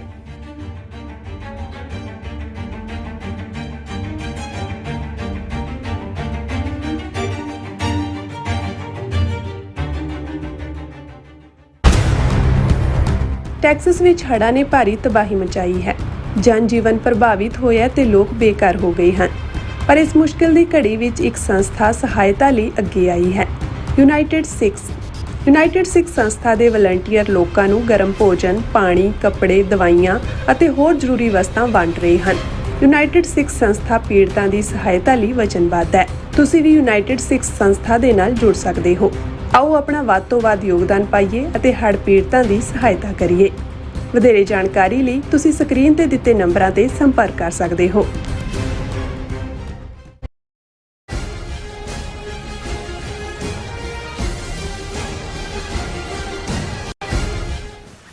ਦਰਸ਼ਕੋ ਬ੍ਰੇਕ ਤੋਂ ਬਾਅਦ ਤੁਹਾਡਾ ਸਭ ਦਾ ਭਰਪੂਰ ਸਵਾਗਤ ਹੈ। ਸੋ ਵੀਰਸ ਗੱਲਬਾਤ ਕਰਨ ਜਾ ਰਹੇ ਹਾਂ ਕਿ ਅਮਰੀਕਾ ਵੱਲੋਂ ਲਾਏ ਟੈਰਿਫ ਨੇ ਭਾਰਤ ਨੂੰ ਸੁੰਨ ਕਰ ਦਿੱਤਾ ਹੈ। ਪਰ ਟੈਰਿਫ ਦਾ ਝੰਬਿਆ ਤੇ ਬੌਂਦਲਿਆ ਹੋਇਆ ਭਾਰਤ ਕਾਗਜ਼ੀ ਸ਼ੇਰ ਬਣਨ ਦੀ ਕੋਸ਼ਿਸ਼ ਕਰ ਰਿਹਾ ਹੈ। ਸੋ ਉਸ ਦੇ ਲੀਡਰਾਂ ਵੱਲੋਂ ਸਵਦੇਸ਼ੀ ਮਾਲ ਵਰਤੋਂ ਦਾ ਪ੍ਰੋਪੇਗੈਂਡਾ ਕੀਤਾ ਜਾ ਰਿਹਾ ਹੈ। ਸੋ ਇਸ ਬਾਰੇ ਆਪਾਂ ਗੱਲਬਾਤ ਕਰਨ ਜਾ ਰਹੇ ਹਾਂ। ਸੋ ਅਸੀਂ ਚਾਹਾਂਗੇ ਕਿ ਤੁਸੀਂ ਇਸੇ ਤਰ੍ਹਾਂ ਹੀ ਜੁੜੇ ਰਹਿਣਾ, ਦੇਖਣ ਸੁਣ ਲਈ ਐਂਡ ਲਿਖਣ ਲਈ ਤੁਹਾਡਾ ਸਭ ਦਾ ਬਹੁਤ ਬਹੁਤ ਧੰਨਵਾਦ ਜੀ। ਡਾਕਟਰ ਸਾਹਿਬ ਕੀ ਵਿਚਾਰਾਂ ਨੇ? ਦੇਖੋ, ਪੰਜਾਬੀ ਦਾ ਅਖਾਣ ਹੈ ਕਿ ਵਕਤੋਂ ਖੁੰਜੀ ਡੂਮਣੀ ਗਾਵੇ ਆਲ ਪਤਾਲ। ਵੇਲੇ ਦਾ ਰਾਗ ਹੁੰਦਾ ਹੈ, ਤੇ ਜਦੋਂ ਤੁਹਾਨੂੰ ਰਾਗ ਭੁੱਲ ਜਾਏ ਜਾਂ ਤੁਸੀਂ ਵੇਲਾ ਖੰਝਾ ਲਓ ਤੇ ਫਿਰ ਤੁਸੀਂ ਉਰਲਾ ਪਰਲਾ ਬੋਲ ਕੇ ਇਧਰਲਾ ਉਧਰਲਾ ਆਲ ਪਤਾਲ ਕਰਕੇ ਤੁਸੀਂ ਬੁੱਤਾ ਸਾਰਦੇ ਹੋ, ਜਿਵੇਂ ਪੰਜਾਬੀ 'ਚ ਕਹਿੰਦੇ ਨੇ। ਹੁਣ ਇੱਕ ਪਾਸੇ ਤਾਂ ਜਿਵੇਂ ਅਸੀਂ ਪਿਛਲੇ ਸੈਗਮੈਂਟ 'ਚ ਜ਼ਿਕਰ ਕੀਤਾ ਵੀ ਅਮਰੀਕਾ ਨੇ 90s ਦੇ ਵਿੱਚ ਜਦੋਂ ਇਹ ਚਾਈਨਾ ਦੇ ਰਾਈਜ਼ ਦੀ ਗੱਲ ਨੂੰ ਰਿਅਲਾਈਜ਼ ਕੀਤਾ ਤੇ ਉਹਨਾਂ ਨੇ ਇੰਡੀਆ ਨੂੰ as a bulwark against China develop ਕਰਨ ਦੀ ਲਾਈਨ ਦੇ ਥੱਲੇ ਇੰਡੀਆ ਦਾ ਵੀ ਪ੍ਰੈਸ਼ਰ ਬਿਲਡ ਕੀਤਾ। 1992 'ਚ ਆਰਥਿਕ ਸੁਧਾਰਾਂ ਦੇ ਨਾਂ ਥੱਲੇ ਜਦੋਂ ਨਰਸਿਮਹਾ ਰਾਓ ਪ੍ਰਾਈਮ ਮਿਨਿਸਟਰ ਸੀ ਔਰ ਮਨਮੋਹਨ ਸਿੰਘ ਨੂੰ ਰਿਜ਼ਰਵ ਬੈਂਕ ਤੋਂ ਲਿਆ ਕੇ ਫਾਈਨੈਂਸ ਮਿਨਿਸਟਰ ਬਣਾਇਆ ਗਿਆ। ਜਿਹੜੇ ਆਰਥਿਕ ਸੁਧਾਰ ਅਸਲ ਦੇ ਵਿੱਚ ਇਹ ਸੀ ਕਿ ਇੰਡੀਆ ਦੇ ਦਰਵਾਜ਼ੇ ਮਲਟੀਨੈਸ਼ਨਲਸ ਲਈ ਖੋਲ੍ਹਣ ਔਰ ਉਹਦੇ ਚੋਂ ਹੀ ਫੋਰਨ ਡਾਇਰੈਕਟ ਇਨਵੈਸਟਮੈਂਟ FDI ਦਾ ਕਾਨਸੈਪਟ ਵੀ ਆਇਆ, ਜਿਹਦਾ ਇਹ ਸੀ ਕਿ 49% ਸ਼ੇਅਰ ਬਾਹਰਲੀਆਂ ਕੰਪਨੀਆਂ ਦਾ ਹੋ ਸਕਦਾ ਹੈ, 51% ਵਾਲਾ ਪਾਰਟਨਰ ਵਿਦਨ ਇੰਡੀਆ ਹੋਏਗਾ। ਲੇਕਿਨ ਤੁਸੀਂ 90s ਤੋਂ ਪਹਿਲਾਂ ਜਿਹੜਾ ਭਾਰਤ ਦੇ ਵਿੱਚ ਓਵਰਆਲ ਸਿਸਟਮ ਸੀ ਜਿਸ ਨੂੰ ਇੰਸਪੈਕਟਰੀ ਰਾਜ ਕਿਹਾ ਜਾਂਦਾ ਸੀ, ਬਿਲਕੁਲ ਸੋਵੀਅਤ ਪੈਟਰਨ ਦੇ ਉੱਤੇ ਸਰਕਾਰੀ ਕੰਟਰੋਲ, ਟੈਰਿਫ ਦੀ ਐਵੇਂ ਨਹੀਂ president Trump king of tariff ਔਰ ਮਹਾਰਾਜਾ ਆਫ ਟੈਰਿਫ ਜਾਂ ਇਹ ਲਫ਼ਜ਼ ਇਸਤੇਮਾਲ ਕਰਦੇ। ਈਵਨ ਹਰ ਚੀਜ਼ ਨੂੰ ਜਿਹੜਾ ਹੈ ਉਹ ਸਰਕਾਰ ਦਾ ਕੰਟਰੋਲ ਸੀ। ਔਰ ਅਸੀਂ ਜਦੋਂ ਨਵੀਂ ਜਨਰੇਸ਼ਨ ਨੂੰ ਦੱਸਦੇ ਹਾਂ ਕਿ ਵੀ ਈਵਨ ਟਰਾਂਜ਼ਿਸਟਰ ਰੇਡੀਓ ਦਾ ਵੀ ਲਾਇਸੈਂਸ ਹੁੰਦਾ ਸੀ, ਤੇ ਫਿਰ ਕਿਸੇ ਨੇ ਮੈਂਸ਼ਨ ਕੀਤਾ ਜੀ ਸਾਈਕਲ ਦਾ ਵੀ ਲਾਇਸੈਂਸ ਹੁੰਦਾ ਸੀ, ਉਹਦਾ ਵੀ ਤੁਹਾਨੂੰ ਪੇ ਕਰਨਾ ਪੈਂਦਾ। ਇੰਨਾ ਹਰ ਚੀਜ਼ ਦੇ ਉੱਤੇ ਕੰਟਰੋਲ, ਬਾਹਰਲੀ ਚੀਜ਼ ਦਾ ਇਹੀ ਕਾਰਨ ਸੀ ਉਹਨਾਂ ਜ਼ਮਾਨਿਆਂ 'ਚ। ਨੇਪਾਲ ਇੱਕ ਐਸਾ ਮੁਲਕ ਸੀ ਜਿੱਥੇ ਅਮਰੀਕਨ ਸਮਾਨ ਮਿਲਦਾ ਸੀ, ਉੱਥੇ ਦਾ ਕੋਈ ਬਾਹਰਲਾ ਵੜ ਹੀ ਨਹੀਂ ਸਕਦਾ ਚੀਜ਼, ਇੰਨਾ ਕੰਟਰੋਲ ਕਮਿਊਨਿਸਟ ਪੈਟਰਨ ਦੇ ਉੱਤੇ। ਔਰ ਜਦੋਂ ਹੀ ਮਲਟੀਨੈਸ਼ਨਲਸ ਦੇ ਲਈ ਰਾਹ ਖੁੱਲ੍ਹਿਆ, ਜ਼ਾਹਰ ਹੈ ਵੀ ਅਮਰੀਕਾ ਨੇ ਵੀ ਭਾਰਤ ਪ੍ਰਤੀ ਦਰਿਆਦਿਲੀ ਦਿਖਾਣੀ ਸ਼ੁਰੂ ਕੀਤੀ। ਉਹਦਾ ਜਿਹੜਾ ਹਿਊਮਨ ਰਾਈਟਸ ਦਾ ਰੈਕਡ ਸੀ, ਕਿਉਂਕਿ ਇਹ ਉਹ ਪੀਰੀਅਡ ਹੈ 1992 ਦਾ ਜਦੋਂ ਸੋ ਕਾਲਡ ਇਕਨੋਮਿਕਲ ਰਿਫਾਰਮ ਹੁੰਦਾ ਹੈ, ਜਦੋਂ ਕਿ ਮੈਕਸਿਮਮ ਕਿਲਿੰਗਸ ਪੰਜਾਬ 'ਚ ਹੋ ਰਹੀਆਂ। 92 ਤੋਂ 95 ਤੱਕ ਪਹੁੰਚਦੇ ਆ ਇਹਨਾਂ 2-2.5 ਸਾਲਾਂ ਦੇ ਵਿੱਚ 50,000 ਤੋਂ ਜ਼ਿਆਦਾ ਸਿੱਖ ਨੌਜਵਾਨ ਜਿਹੜੇ ਨੇ ਉਹਨਾਂ ਨੇ ਝੂਠੇ ਪੁਲਿਸ ਮੁਕਾਬਲਿਆਂ 'ਚ ਮਾਰੇ। ਔਰ ਇਸ ਦੇ ਬਾਵਜੂਦ ਜਿਹੜੀ ਪਾਲਿਸੀ ਖਾਸ ਤੌਰ ਤੇ ਕਲਿੰਟਨ ਨੇ ਲਈ, ਉਹਨਾਂ ਨੇ ਕਿਹਾ ਕਿ ਜੀ ਅਸੀਂ ਫਾਈਨੈਂਸ਼ੀਅਲ ਇੰਟਰੈਕਸ਼ਨ ਇਸ ਲਈ ਵੀ ਜਾਰੀ ਰੱਖ ਰਹੇ ਹਾਂ ਭਾਰਤ ਨਾਲ, ਜਾਂ ਸਾਡੀ ਨੀਤੀ 'ਚ ਬਦਲਾਅ ਹੋਇਆ ਜਾਂ ਚੀਨ ਦੇ ਨਾਲ ਵੀ, ਹਾਲਾਂ ਚਾਈਨਾ 'ਚ ਵੀ ਵਾਇਓਲੇਸ਼ਨ ਤਾਂ ਹੋ ਰਹੀ ਸੀ ਉਦੋਂ ਵੀ ਹਿਊਮਨ ਰਾਈਟਸ ਦੀ, ਅੱਜ ਵੀ ਹੋ ਰਹੀ ਹੈ, ਕਿ ਵੀ ਉਹਦੇ ਨਾਲ ਅਸੀਂ ਮੋਰ ਸਾਡੀ ਐਕਸੈਸ ਹੋਏਗੀ ਜਦੋਂ ਅਸੀਂ ਇੰਟਰੈਕਟ ਕਰਾਂਗੇ ਫਾਈਨੈਂਸ਼ੀਅਲੀ ਵੀ, ਤੇ ਉਹ ਹਿਊਮਨ ਰਾਈਟਸ ਰੈਕਡ ਨੂੰ ਵੀ ਇੰਪਰੂਵ ਕਰੇਗਾ। ਸੋ ਉਹ ਜਿਹੜਾ 92-94 ਦਾ ਦੌਰ ਸੀ, ਕਿਉਂਕਿ ਉਦੋਂ ਕਿ ਉਹਨਾਂ ਨੇ ਮਲਟੀਨੈਸ਼ਨਲਸ ਦੇ ਲਈ ਖੋਲ੍ਹ ਦਿੱਤਾ ਮੁਲਕ, ਨਤੀਜੇ ਦੇ ਤੌਰ ਦੇ ਉੱਤੇ ਜਿਹੜਾ ਸਿੱਖ ਕਿਲਿੰਗਸ ਔਰ ਜੋ ਸੀ ਰਿਪੋਰਟਾਂ ਆਉਂਦੀਆਂ ਰਹੀਆਂ, ਸਟੇਟ ਡਿਪਾਰਟਮੈਂਟ ਦੀ ਵੀ ਮਾੜੀ ਮੋਟੀ ਆਈ, ਪ੍ਰਾਈਵੇਟ ਹਿਊਮਨ ਰਾਈਟਸ ਵਾਚ ਦੀ ਜਾਂ ਐਮਨੈਸਟੀ ਦੀ, ਲੇਕਿਨ ਪਾਲਿਸੀ ਜਿਹੜੀ ਸੀ ਅਮਰੀਕਾ ਦੀ, ਕਿਉਂਕਿ ਸੋਵੀਅਤ ਯੂਨੀਅਨ ਟੁੱਟ ਗਿਆ ਸੀ 15 ਹਿੱਸਿਆਂ 'ਚ, ਔਰ ਅਮਰੀਕਾ ਜਿਹੜਾ ਹੈ ਉਹ ਪੂਰੀ ਤਰ੍ਹਾਂ ਉੱਧਰ ਚੁੱਕਿਆ। ਔਰ ਫਿਰ ਨੈਕਸਟ ਜੇ ਕਹਿਣਾ ਹੋਏ ਵੀ 24-25 ਸਾਲ ਇੰਡੀਆ ਨੇ ਖੂਬ ਆਨੰਦ ਮਾਣਿਆ, 35 ਸਾਲ ਹੀ ਜੇ 90ਵਾਂ ਤੋਂ ਅਸੀਂ ਗੱਲ ਕਰੀਏ। ਨਤੀਜੇ ਦੇ ਤੌਰ ਤੇ ਉਹਨਾਂ ਦੇ ਹੌਸਲੇ ਇਸ ਹੱਦ ਤੱਕ ਵਧੇ ਕਿ ਉਹਨਾਂ ਨੇ 2023 ਦੇ ਵਿੱਚ ਟਰਾਂਸਨੈਸ਼ਨਲ ਰਿਪਰੈਸ਼ਨ ਅਮਰੀਕਾ ਦੀ ਸੋਇਲ ਤੇ, ਕੈਨੇਡਾ ਦੇ ਔਰ UK ਦੇ ਵਿੱਚ ਜੋ ਉਹਨਾਂ ਦੀਆਂ ਜਿਹੜੀਆਂ ਨੇ ਉਹ ਕਿਲਿੰਗ ਸਪਰੀ ਹੈ ਉਹ ਉਹਨਾਂ ਨੇ ਸ਼ੁਰੂ ਕੀਤੀ। ਸੋ ਇਸ ਸਾਰੇ ਪੀਰੀਅਡ ਦੇ ਦੌਰਾਨ ਇੰਡੀਆ ਇਹ ਸਮਝਦਾ ਸੀ ਕਿ ਅਸੀਂ ਤਾਂ ਜਿਹੜਾ ਉਹ ਅਮਰੀਕਾ ਦੇ ਦੱਤਕ ਪੁੱਤਰ ਹੈ, ਅਡਾਪਟਡ ਸਨ ਹੈ, ਸਾਡੇ ਵੱਲ ਕੌਣ ਦੇਖ ਸਕਦਾ, ਅਸੀਂ ਤਾਂ ਸਪੈਸ਼ਲ ਸਾਡਾ ਰੁਤਬਾ ਹੈ। ਔਰ ਦੂਜੇ ਤੀਜੇ ਔਰ ਜਿਵੇਂ ਰੈੱਡ ਕਾਰਪੇਟ ਵੈਲਕਮ, ਇਹਦੇ ਬਾਵਜੂਦ ਕਿ ਮੋਦੀ ਜਿਹੜਾ ਕਿਲਰ ਬੁੱਚਰ ਆਫ ਗੁਜਰਾਤ ਜਿਹਨੂੰ ਕਿਹਾ ਜਾਂਦਾ, 12 ਸਾਲ ਜਿਹਨੂੰ ਅਮਰੀਕਾ, ਕੈਨੇਡਾ, UK ਦਾ ਵੀਜ਼ਾ ਨਹੀਂ ਸੀ, ਉਹਨੂੰ red carpet welcome white house ਮਿਲਣ ਲੱਗੀ। ਔਰ ਕਲਿੰਟਨ ਤੋਂ ਬਾਅਦ ਦੀਆਂ ਸਾਰੀਆਂ ਹੀ ਪ੍ਰੈਜ਼ੀਡੈਂਸੀਜ਼ ਜਿਹੜੀਆਂ ਨੇ, ਬੁਸ਼ ਦੀਆਂ 2 ਟਰਮਸ, ਓਬਾਮਾ ਦੀਆਂ 2 ਟਰਮਸ, ਟਰੰਪ ਦੀ 1 ਟਰਮ, ਬੁਸ਼ ਜਿਹੜੀ ਬਾਈਡਨ ਦੀ ਪਹਿਲੀ ਟਰਮ ਇੱਕੋ ਹੀ ਮਿਲੀ ਉਹਨੂੰ, ਉਹ ਸਾਰੀ ਜਿਹੜੀ ਨੀਤੀ ਸੀ ਉਹ ਡਿਫਰੈਂਟ। ਹੁਣ ਜਦੋਂ ਅਮਰੀਕਾ ਨੇ ਇਨਫੈਕਟ ਇਸ ਸਾਰੇ ਦੀ ਯੂਜ਼ਫੁਲਨੈਸ ਨੂੰ ਸਾਰੇ ਨੂੰ ਉਹਦਾ ਮੁਲਾਂਕਣ ਕੀਤਾ ਹੈ ਕਿ ਵੀ ਇਹਨੂੰ ਭਾਰਤ ਨੂੰ ਇੰਨਾ ਪਸਮਾ ਕੇ ਔਰ ਦੂਜਾ ਕੱਢਣਾ ਕੀ ਹੈ ਇਹਨਾਂ ਚੋਂ, ਇਹ ਤਾਂ ਕਾਸੇ ਜੋਗੇ ਨਹੀਂ। ਔਰ ਇਹ ਜਿਹੜੀ ਲਾਈਨ ਲਈ ਕਿ ਭਾਈ ਹੁਣ ਤੁਸੀਂ ਯੱਕ ਰੰਗ ਹੋ ਜਾਂ ਰੂਸ ਦੇ ਖੈਮੇ 'ਚ ਜਾ ਕੇ ਡਿੱਗੋ, ਜਿਵੇਂ ਡਿੱਗੇ ਹੋਏ ਹੋ, ਉਹਨਾਂ ਦਾ ਆਇਲ ਬਾਏ ਕਰ ਰਹੇ ਹੋ, ਫਾਈਨੈਂਸ ਕਰ ਰਹੇ ਹੋ ਉਹਨਾਂ ਦੀ ਵਾਰ ਮਸ਼ੀਨਰੀ ਨੂੰ, ਤੇ ਜਾਂ ਸਾਡੇ ਖੈਮੇ 'ਚ ਆ ਕੇ ਗੱਲ ਕਰੋ। ਟਰੰਪ ਸਿੱਧਾ ਆਦਮੀ ਹੈ ਇਸ ਪੱਖੋਂ, ਉਹ ਕੋਈ ਬਹੁਤਾ। ਔਰ ਨਤੀਜੇ ਦੇ ਤੌਰ 'ਤੇ ਅਸੀਂ ਦੇਖਦੇ ਹਾਂ ਕਿ ਪਿਛਲੇ ਕੱਲ੍ਹ ਤੋਂ 27 ਅਗਸਤ ਤੋਂ 50% 25% ਟੈਰਿਫ ਪਹਿਲਾਂ ਸੀ, 25% ਪਨਿਸ਼ਮੈਂਟ ਪੈਨਲਟੀ। ਇਹ ਟੈਰਿਫ ਨਹੀਂ ਹੈ, ਪੈਨਲਟੀ ਹੈ। ਔਰ ਇਹਨੇ ਜਿਹੜੀ ਭਾਰਤ ਦੀ ਖਾਸ ਤੌਰ 'ਤੇ ਹਾਲਾਂ ਟ੍ਰੇਡ ਤਾਂ ਉਹਨਾਂ ਦੀ $120 ਬਿਲੀਅਨ ਦੇ ਕਰੀਬ, ਲੇਕਿਨ ਕੁਛ ਐਗਜ਼ੈਂਪਟ ਨੇ ਚੀਜ਼ਾਂ ਜਿਨ੍ਹਾਂ ਦੇ ਉੱਤੇ 50% ਟੈਰਿਫ ਨਹੀਂ ਹੋਏਗੀ। ਉਹ ਫਾਰਮਾ ਹੋਏ, ਐਲੂਮੀਨੀਅਮ ਹੋਏ, ਆਇਰਨ ਹੋਏ, ਸ਼ਾਇਦ ਕਾਪਰ ਵੀ ਹੈ। ਲੇਕਿਨ ਆਲਮੋਸਟ 60 ਤੋਂ 65 ਬਿਲੀਅਨ ਡਾਲਰ ਦੀ ਟ੍ਰੇਡ ਐਸੀ ਹੈ ਜਿਨ੍ਹਾਂ ਦੇ ਵਿੱਚ ਕੈਮੀਕਲਸ ਹੈ, ਜਿਊਲਰੀ ਹੈ ਔਰ ਦੂਸਰੀਆਂ ਚੀਜ਼ਾਂ ਨੇ ਜਿਨ੍ਹਾਂ ਦਾ ਅਸੀਂ ਜ਼ਿਕਰ ਕਰਾਂਗੇ। ਟੈਕਸਟਾਈਲ ਹੈ ਸਭ ਤੋਂ ਵੱਡਾ ਜਿਹੜਾ 10-11 ਬਿਲੀਅਨ ਡਾਲਰ। ਇਹ ਸਾਰੇ ਹੀ ਜਿਹੜੇ ਨੇ ਪ੍ਰਭਾਵਿਤ ਹੋਣਗੇ। ਔਰ ਜ਼ਾਹਰ ਹੈ ਵੀ ਇਹ ਨਹੀਂ ਹੈ ਵੀ ਉਹ ਚੀਜ਼ਾਂ ਆ ਨਹੀਂ ਸਕਦੀਆਂ ਅਮਰੀਕਾ 'ਚ, ਆਉਣਗੀਆਂ, ਪਰ ਹੁਣ ਉਹੀ ਚੀਜ਼ ਜੇ ਟੈਕਸਟਾਈਲ, ਇੱਕ ਸ਼ਰਟ ਬੰਗਲਾਦੇਸ਼ ਦੀ ਬਣੀ ਹੋਈ ਜਾਂ ਫॉर दैट ਰੀਜ਼ਨ ਕਿਸੇ ਹੋਰ ਸਾਊਥ ਅਮਰੀਕਾ ਦੇ ਮੁਲਕ ਦੀ ਬਣੀ ਹੋਈ ਜਾਂ ਪਾਕਿਸਤਾਨ ਦੀ ਬਣੀ ਹੋਈ $4 ਦੀ ਹੈ, ਤੇ ਭਾਰਤ ਦੀ ਜਿਹੜੀ ਹੈ ਕਿਉਂਕਿ ਟੈਰਿਫ ਉਹਦੇ ਤੇ 50% ਲੱਗਾ ਹੋਏਗਾ, ਉਹ $8 ਦੀ ਹੋਏਗੀ। ਮਾਰਕੀਟ ਤਾਂ ਟਿਕ ਨਹੀਂ ਸਕਣਗੇ। ਹੁਣ ਇਸ ਸਾਰੇ ਦਾ ਔਰ ਇਸ ਵੇਲੇ ਆਲਰੇਡੀ ਹਾਹਾਕਾਰ ਮਚੀ ਹੋਈ ਹੈ ਯੂਪੀ ਦੇ ਵਿੱਚ ਜਿਹੜੀ ਲੇਬਰ ਹੈ ਟੈਕਸਟਾਈਲ ਦੇ ਵਿੱਚ। ਗੁਜਰਾਤ ਜਿੱਥੇ ਜੂਲਰੀ, ਅੱਜ ਹੀ ਮੈਂ ਉਹਨਾਂ ਦੀ ਜਿਹੜੀ ਜੂਲਰੀ ਬੋਰਡ ਦਾ ਚੇਅਰਮੈਨ ਹੈ, ਉਹ ਕਹਿੰਦਾ ਸੀ ਵੀ ਅਸੀਂ ਤਾਂ ਲੇਬਰ, ਚੀਪ ਲੇਬਰ ਦਿੰਦੇ ਹਾਂ ਡਾਇਮੰਡਸ ਔਰ ਦੂਸਰੇ ਕੱਟ ਨੂੰ, ਵੀ ਬਾਕੀ ਸਾਰਾ ਸਟੱਫ ਤਾਂ ਅਸੀਂ ਇੰਪੋਰਟ ਕਰਦੇ ਹਾਂ, ਉਹਨੂੰ ਅਸੀਂ ਕੱਟ ਕਰਦੇ ਹਾਂ, ਪਾਲਿਸ਼ ਕਰਦੇ ਹਾਂ ਔਰ ਉਹਨੂੰ ਅਸੀਂ ਮਾਰਕੀਟ ਦੇ ਵਿੱਚ ਸੁੱਟਦੇ ਹਾਂ। ਹੁਣ ਉਹਨਾਂ ਨੇ ਕਿਹਾ ਵੀ ਆਲਰੇਡੀ ਅਗਸਤ ਹੈ, ਹੁਣ ਆਰਡਰ ਮਿਲਣੇ ਸ਼ੁਰੂ ਹੋ ਜਾਣੇ ਸੀ ਕਿਉਂਕਿ ਕ੍ਰਿਸਮਸ ਤੋਂ ਲੈ ਕੇ ਨਿਊ ਈਅਰ ਤੱਕ ਜਾਂ ਦੂਜੇ ਜੂਲਰੀ। ਔਰ ਉਹਨੇ ਕਿਹਾ ਜੀ ਕੋਈ ਆਰਡਰ ਨਹੀਂ ਹੈ ਔਰ ਲੱਖਾਂ ਲੋਕ ਬੇਕਾਰ ਗੁਜਰਾਤ ਦੇ ਵਿੱਚ ਕਿੰਨਿਆਂ ਨੇ ਇਹ ਡਾਇਮੰਡ ਇੰਡਸਟਰੀ ਜਿਹੜੇ ਲੇਬਰ ਸੀ ਉਹਨਾਂ ਨੇ ਵਿਚਾਰਿਆਂ ਨੇ ਸੁਸਾਈਡ ਕਰਨੇ ਸ਼ੁਰੂ ਕੀਤੇ ਹੋਏ ਨੇ। ਲੇਕਿਨ ਇਸ ਸਭ ਦੇ ਬਾਵਜੂਦ ਬਜਾਏ ਕਿ ਇੰਡੀਅਨ ਲੀਡਰਸ਼ਿਪ ਜਾਂ ਕੋਈ ਵੀ ਜੇ ਗੈਰਤਮੰਦ ਕੌਮ ਹੋਏ, ਗੈਰਤਮੰਦ ਲੋਕ ਹੋਣ, ਗੈਰਤਮੰਦ ਸਰਕਾਰ ਹੋਏ, ਤਾਂ ਹੁਣ ਤੱਕ ਰਿਜ਼ਾਈਨ ਲਿਆ ਹੋਣਾ ਚਾਹੀਦਾ ਸੀ ਸਾਰੀ ਗਵਰਨਮੈਂਟ ਤੋਂ ਵੀ ਤੁਹਾਡੀ ਫੋਰਨ ਪਾਲਿਸੀ ਟੋਟਲੀ ਕਲੈਪਸ ਹੋਈ ਹੈ, ਤੁਹਾਡਾ ਮਿਲਟਰੀ ਮਾਈਟ ਪਾਕਿਸਤਾਨ ਦੇ ਸਾਹਮਣੇ ਨਹੀਂ ਟਿਕ ਸਕਿਆ, ਤੁਸੀਂ ਉਹੀ ਝੂਠ ਆਪਰੇਸ਼ਨ ਸੰਦੂਰ ਕਰੀ ਜਾਂਦੇ ਹੋ। ਤੁਹਾਡਾ ਨੈਰੇਟਿਵ ਈਵਨ ਆਪਰੇਸ਼ਨ ਸੰਦੂਰ ਦੇ ਨਾਂ ਥੱਲੇ ਦੁਨੀਆ ਦੇ ਇੱਕ ਵੀ ਮੁਲਕ ਨੇ ਜਿਹੜਾ ਤੁਹਾਡਾ ਭੂਟਾਨ ਤੇ ਨੇਪਾਲ ਵੀ ਤੁਹਾਡੇ ਨਾਲ ਨਹੀਂ ਖਲੋਤੇ, ਨਿਕਲੋ ਇੱਥੋਂ। ਲੇਕਿਨ ਉਹਨਾਂ ਨੇ ਆਪਣਾ ਜਿਹੜਾ ਉਹ ਕਾਗਜ਼ੀ ਸ਼ੇਰ ਵਾਲਾ ਰਵੱਈਆ ਦਿਖਾਉਂਦੇ ਆ। ਅੱਜ ਮੋਦੀ ਗੁਜਰਾਤ ਦੇ ਵਿੱਚ ਸੀ ਔਰ ਉੱਥੇ ਕਹਿ ਰਿਹਾ स्वदेशी घर जाओ, लिस्ट बनाओ, 24 घंटे में तुम क्या इस्तेमाल करते हो, सब स्वदेशी करो। दुकानों को, व्यापारियों को मैं कहता हूँ कि अपने दुकान के बाहर लाओ, यहाँ स्वदेशी माल बिकता। किसी ने कहा पहला अपना सिर तो पैरों तक देख, तेरिया ਐਨਕਾਂ ਕਿਹੜੇ ਮੁਲਕ ਦੀਆਂ, ਤੇਰਾ ਪੈਨ ਕਿਹੜੇ ਮੁਲਕ ਦਾ, ਤੇਰੇ ਪੈਰਾਂ ਦੀ ਜੁੱਤੀ ਕਿਹੜੇ ਮੁਲਕ ਦੀ ਹੈ, ਔਰ ਜਿਹੜੀ ਕਾਰ 'ਚ ਤੂੰ ਜਾਂਦਾ, ਜਿਹੜੇ ਜਹਾਜ਼ 'ਚ ਚੜ੍ਹਦਾ ਹੈ, ਪਹਿਲਾਂ ਸਵਦੇਸ਼ੀ ਪੁਸ਼ਪਕ 'ਚ ਜਾਇਆ ਕਰ, ਜਿਹੜਾ ਰਾਮਚੰਦਰ ਜੀ ਜਿਹਦੇ ਤੇ ਅਯੁੱਧਿਆ ਤੋਂ ਆਏ ਸੀ, ਉਹ ਬੋਇੰਗ 'ਚ ਬੈਠਾ।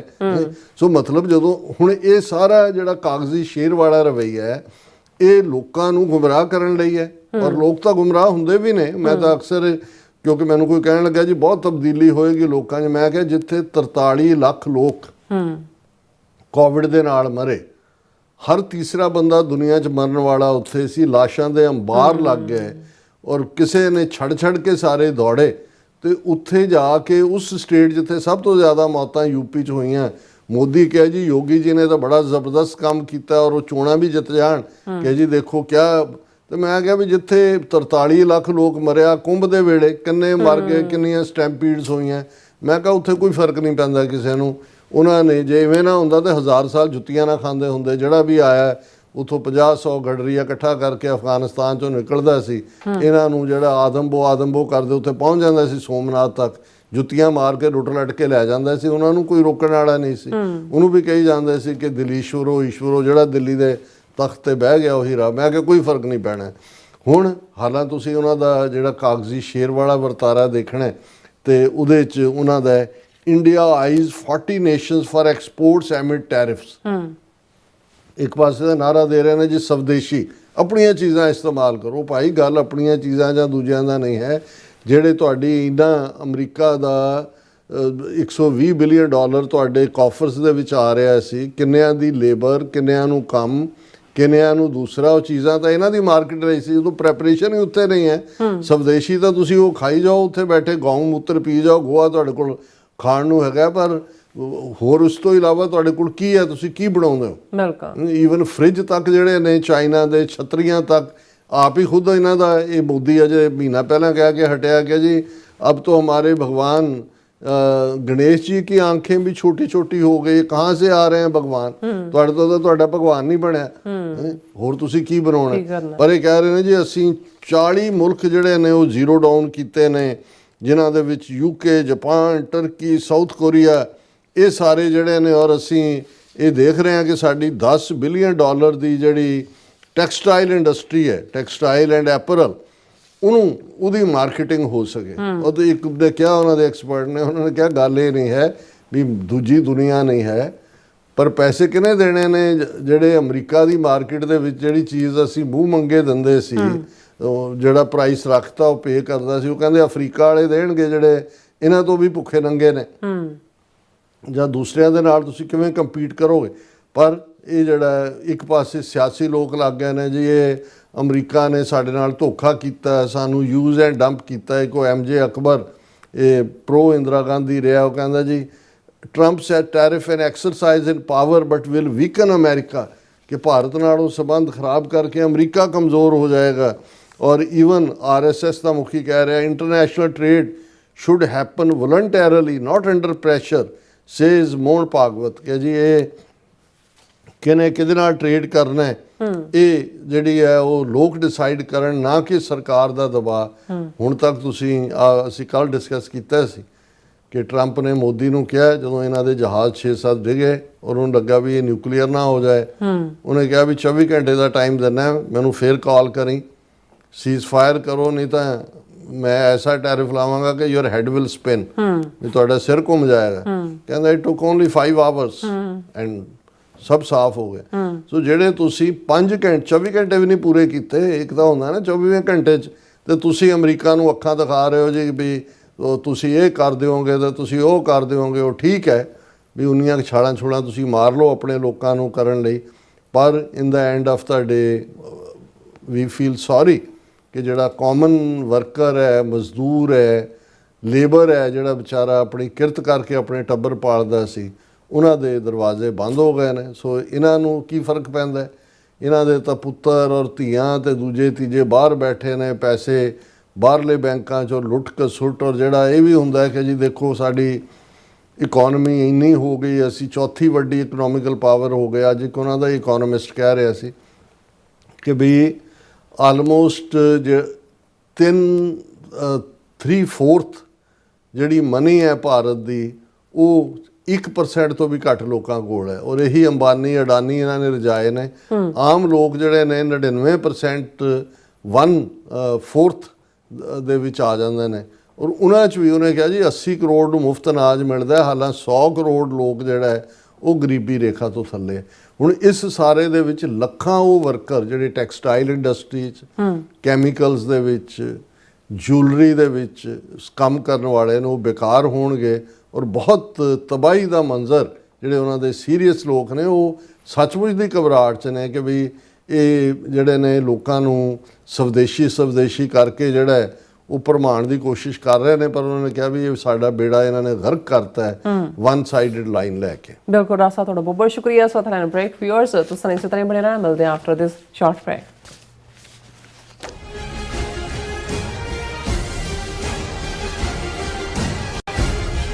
ਲਾਵਾਰਸ ਲਾਸ਼ਾਂ ਦੇ ਵਾਰਸ ਸ਼ਹੀਦ ਭਾਈ ਜਸਵੰਤ ਸਿੰਘ ਖਾਲੜਾ ਨੂੰ ਯਾਦ ਕਰਦਿਆਂ ਯੂਨੀਫਾਈ ਹਿਊਮੈਨਿਟੀ ਵੱਲੋਂ 6 ਸਤੰਬਰ ਵਾਲੇ ਦਿਨ ਨਿਊ ਜਰਸੀ ਦੇ ਮਾਊਂਟ ਲਾਰਲ ਟਾਊਨਸ਼ਿਪ ਵਿਖੇ 11 ਵਜੇ ਪੰਥਕ ਇਕੱਤਰਤਾ ਸੱਦੀ ਜਾ ਰਹੀ ਹੈ।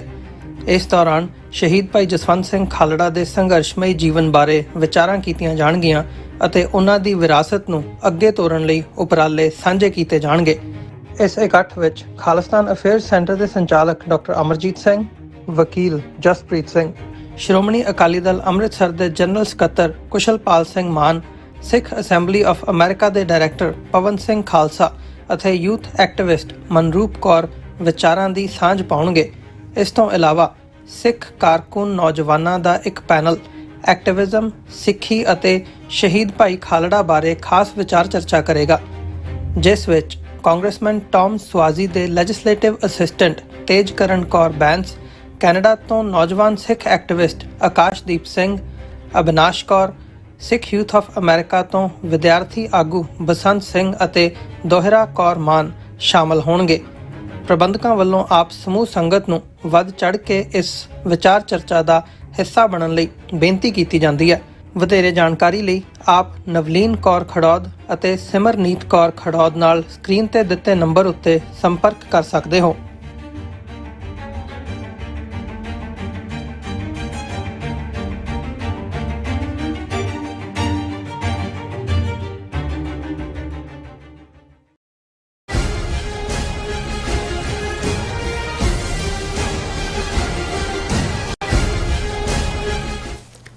Viewers welcome back on program. So ਇਸ ਗੱਲਬਾਤ ਕਰਨ ਜਾ ਰਹੇ ਹਾਂ ਕਿ ਭਾਰਤੀ ਜਨਤਾ ਪਾਰਟੀ ਦੇ ਸਾਬਕਾ ਕੇਂਦਰੀ ਮੰਤਰੀ ਤੇ ਹੁਣ ਐਮਪੀ ਅਨੁਰਾਗ ਠਾਕੁਰ ਨੇ ਹਿਮਾਚਲ ਪ੍ਰਦੇਸ਼ ਵਿੱਚ ਸਕੂਲੀ ਬੱਚਿਆਂ ਨੂੰ ਸੰਬੋਧਨ ਹੁੰਦਿਆਂ ਦਾਅਵਾ ਕੀਤਾ ਕਿ ਸਪੇਸ ਵਿੱਚ ਜਾਣ ਵਾਲਾ ਪਹਿਲਾ ਇਨਸਾਨ ਹਨੂਮਾਨ ਜੀ ਸਨ। ਸੋ ਜੂਹੀ ਗਾਗਰਨ ਜਾਂ ਨੀਲ ਆਰਮਸਟਰਾਂਗ ਨਹੀਂ। ਅੰਦਾਜ਼ਾ ਲਾਵੋ ਭਾਰਤ ਦੇ ਬੱਚੇ ਕਿੰਨੇ ਲੱਕੀ ਨੇ ਕਿ ਜਿਨ੍ਹਾਂ ਨੂੰ ਇੰਨਾ ਇੰਟੈਲੀਜੈਂਟ ਟੀਚਰ ਮਿਲਿਆ। ਸੋ ਇਸ ਬਾਰੇ ਆਪਾਂ ਗੱਲਬਾਤ ਕਰਨ ਜਾ ਰਹੇ ਹਾਂ। ਸੋ ਅਸੀਂ ਚਾਹਾਂਗੇ ਕਿ ਤੁਸੀਂ ਸਾਡੇ ਨਾਲ ਇਸ ਤਰ੍ਹਾਂ ਬਣੇ ਰਹਿਣਾ। ਦੇਖਣ ਸੁਣ ਲਿਆ ਲਿਖਣ ਲਈ ਤੁਹਾਡਾ ਸਭ ਦਾ ਬਹੁਤ ਬਹੁਤ ਧੰਨਵਾਦ। ਜੀ ਡਾਕਟਰ ਸਾਹਿਬ, ਕੀ ਵਿਚਾਰਾਂ ਨੇ? ਦੇਖੋ, ਅਨੁਰਾਗ ਠਾਕਰ ਕੋਈ ਟੀਚਰ ਨਹੀਂ ਹੈ। 5 ਟਰਮ ਮੈਂਬਰ ਪਾਰਲੀਮੈਂਟ ਹਮੀਰਪੁਰ ਤੋਂ 5 ਵਾਰ ਐਮਪੀ ਬਣਿਆ, 25 ਸਾਲ ਤੋਂ ਐਮਪੀ ਹੈ, ਸੈਂਟਰ ਦੇ ਵਿੱਚ ਮਿਨਿਸਟਰ ਰਿਹਾ, ਹੁਣ ਬੀਜੇਪੀ ਦਾ ਪ੍ਰੋਮੀਨੈਂਟ ਆਗੂ ਹੈ। ਔਰ ਇਹ ਜਿਹੜਾ ਸਿਨੇਰੀਓ ਹੈ ਇਹ ਹਿਮਾਚਲ ਪ੍ਰਦੇਸ਼ ਦੇ ਵਿੱਚ ਇੱਕ ਡੇ ਜਿਹੜਾ ਉਹਨਾਂ ਨੇ ਰੱਖਿਆ ਕਿ ਭਾਈ ਇੰਟਰਨੈਸ਼ਨਲ ਸਪੇਸ ਡੇ, ਇਸ ਦੇ ਉੱਤੇ ਉਸ ਨੂੰ ਜਿਹੜਾ ਉਹਨੇ ਪ੍ਰੀਜ਼ਾਈਡ ਕੀਤਾ ਫੰਕਸ਼ਨ ਨੂੰ।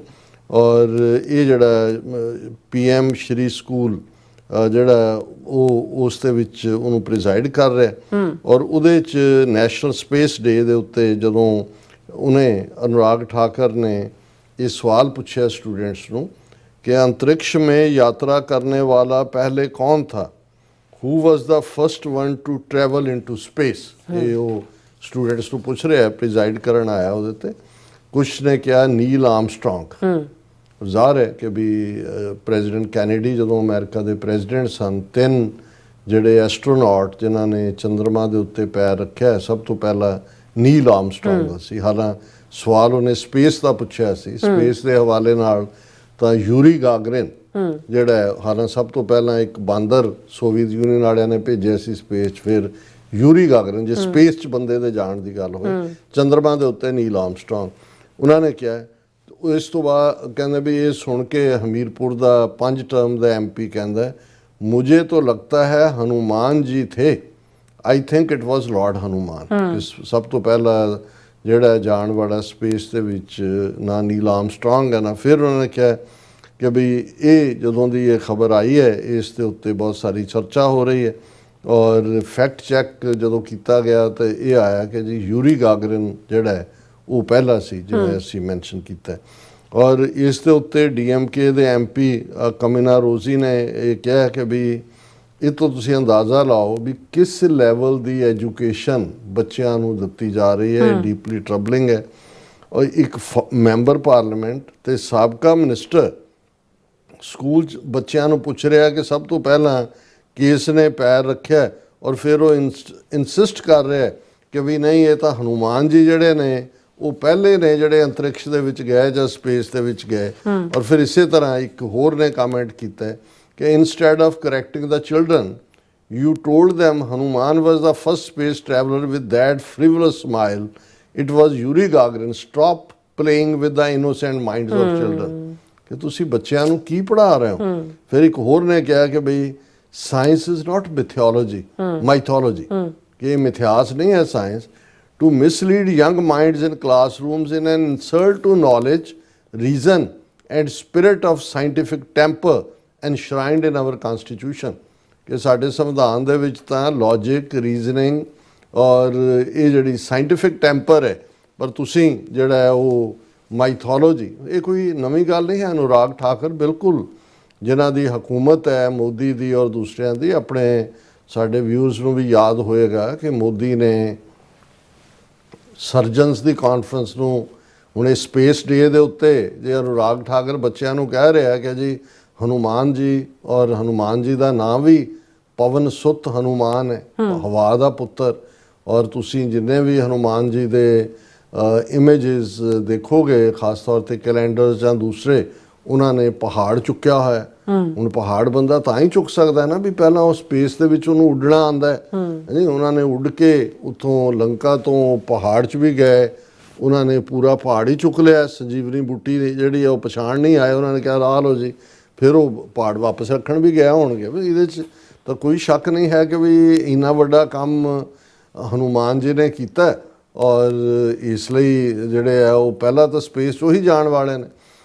ਹੁਣ ਤੁਸੀਂ ਇਹਨਾਂ ਦੀ ਸਾਇੰਸ ਜੇ ਦੇਖੋ, ਜੇ ਜਿਸ ਮੁਲਕ ਦੇ ਅੰਦਰ ਗਊ ਮੂਤਰ ਔਰ ਗੋਆ ਉਸ ਨੂੰ ਕਮਰਸ਼ੀਅਲਾਈਜ਼ ਕਰਕੇ ਉਸ ਨੂੰ ਸਰਕਾਰੀ ਲੈਵਲ ਦੇ ਉੱਤੇ ਉਹਨਾਂ ਦੇ ਪੋਸਟ ਆਫਿਸਿਸ, ਰੇਲਵੇ ਸਟੇਸ਼ਨ ਦੇ ਉੱਤੇ ਵੇਚਿਆ ਜਾਂਦਾ ਹੋਇਆ, ਔਰ ਇਹ ਕਲੇਮ ਕੀਤਾ ਜਾਂਦਾ ਹੋਏ ਕਿ ਜੀ ਇਹ ਕੈਂਸਰ ਵੀ ਠੀਕ ਕਰਦਾ ਹੈ। ਉਹਨਾਂ ਦੀ ਮਿਨਿਸਟਰ ਜਿਹੜੀ ਆ ਉਹ ਸਾਰੀ ਕਾਰ ਨੂੰ ਜਿਹੜੀ ਆ ਗੋਹੇ ਦੇ ਨਾਲ ਲਿਪਦੇ ਕਿ ਜੀ ਜੇ ਨਿਊਕਲੀਅਰ ਵਾਰ ਹੋ ਗਈ ਤੇ ਨਿਊਕਲੀਅਰ ਰੇਡੀਏਸ਼ਨ ਨੂੰ ਗਾਂ ਦਾ ਗੋਹਾ ਰੋਕ ਸਕਦਾ ਹੈ। ਔਰ ਫਿਰ ਮੋਦੀ ਸਰਜਨਸ ਦੀ ਕਾਨਫਰੰਸ ਦੇ ਵਿੱਚ ਇਹ ਕਹਿ ਰਿਹਾ ਹੋਏ ਕਿ ਜੀ ਇਹ ਜਿਹੜੀ ਸਰਜਰੀ ਜਾਂ ਪਲਾਸਟਿਕ ਸਰਜਰੀ ਔਰ ਦੂਸਰੀ ਜਿਹੜੀ ਹੈ ਇਹ ਤਾਂ ਤੁਸੀਂ ਹੁਣ ਕੀਤੀ ਹੈ। ਸਾਡੇ ਜਿਹੜੇ ਪਹਿਲੇ ਸਰਜਨ ਨੇ ਉਹ ਤਾਂ ਉਹ ਨੇ ਜਿਨ੍ਹਾਂ ਨੇ ਦੇਖੋ ਗਣੇਸ਼ ਦਾ ਸਿਰ ਉੱਡਿਆ ਔਰ ਉਹਦੇ ਤੇ ਹਾਥੀ ਦਾ ਲਾਤਾ ਉਹਨੇ ਸਰਜਨ। ਇਹ ਸਾਡੀ ਸਰਜਰੀ ਸੀ। ਔਰ ਉਹਨਾਂ ਦੇ ਫਿਰ ਇੱਕ ਹੋਰ ਵਜ਼ੀਰ ਹੋਏ, ਇਸ ਤੋਂ ਵੀ ਅੱਗੇ ਗਏ, ਉਹਨਾਂ ਨੇ ਕਿਹਾ ਜੀ ਇਹ ਜਿਹੜੀ ਟੈਸਟ ਟਿਊਬ ਬੇਬੀਜ਼ ਦਾ ਕਾਨਸੈਪਟ ਹੈ ਇਹ ਤਾਂ ਨਵਾਂ ਹੁਣ ਨਹੀਂ ਹੈ, ਇਹ ਤਾਂ ਤੁਸੀਂ ਦੇਖੋ ਵੀ ਅਦਰਵਾਈਜ਼ 100 ਬੱਚੇ ਕੌਰਵਾਂ ਦੇ ਕਿਵੇਂ ਜੰਮ ਪਏ ਸੀ, ਉਦੋਂ ਗਮਲਿਆਂ ਦੇ ਵਿੱਚ ਵੀ ਪੈਦਾ ਕਰ ਦਿੰਦੇ ਸੀ। ਉਹਨਾਂ ਨੇ ਕਰਕੇ ਉਹਨੂੰ ਗਮਲਿਆਂ ਦੇ ਵਿੱਚ ਲਾਇਆ ਔਰ ਉਹਦੇ 'ਚ ਫਿਰ ਇਸੇ ਤਰ੍ਹਾਂ ਅਗਨੀਬਾਣ ਦੀ ਗੱਲ ਹੁੰਦੀ ਹੈ। ਉਹ ਕਹਿੰਦੇ ਜੀ ਇਹ ਨਿਊਕਲੀਅਰ ਪਾਵਰਡ ਜਿਹੜੀਆਂ ਮਿਸਲਸ ਜਾਂ ਦੂਸਰੀ ਦੀ ਗੱਲ ਹੁਣ ਹੁੰਦੀ ਹੈ। ਮਹਾਭਾਰਤ 'ਚ ਜਿਹੜਾ ਅਗਨੀਬਾਣ ਸੀ, ਅਗਨੀਬਾਣ ਕੀ ਸੀ, ਜਿੱਥੇ ਉਹ ਨਿਊਕਲੀਅਰ ਹੀ ਸੀ।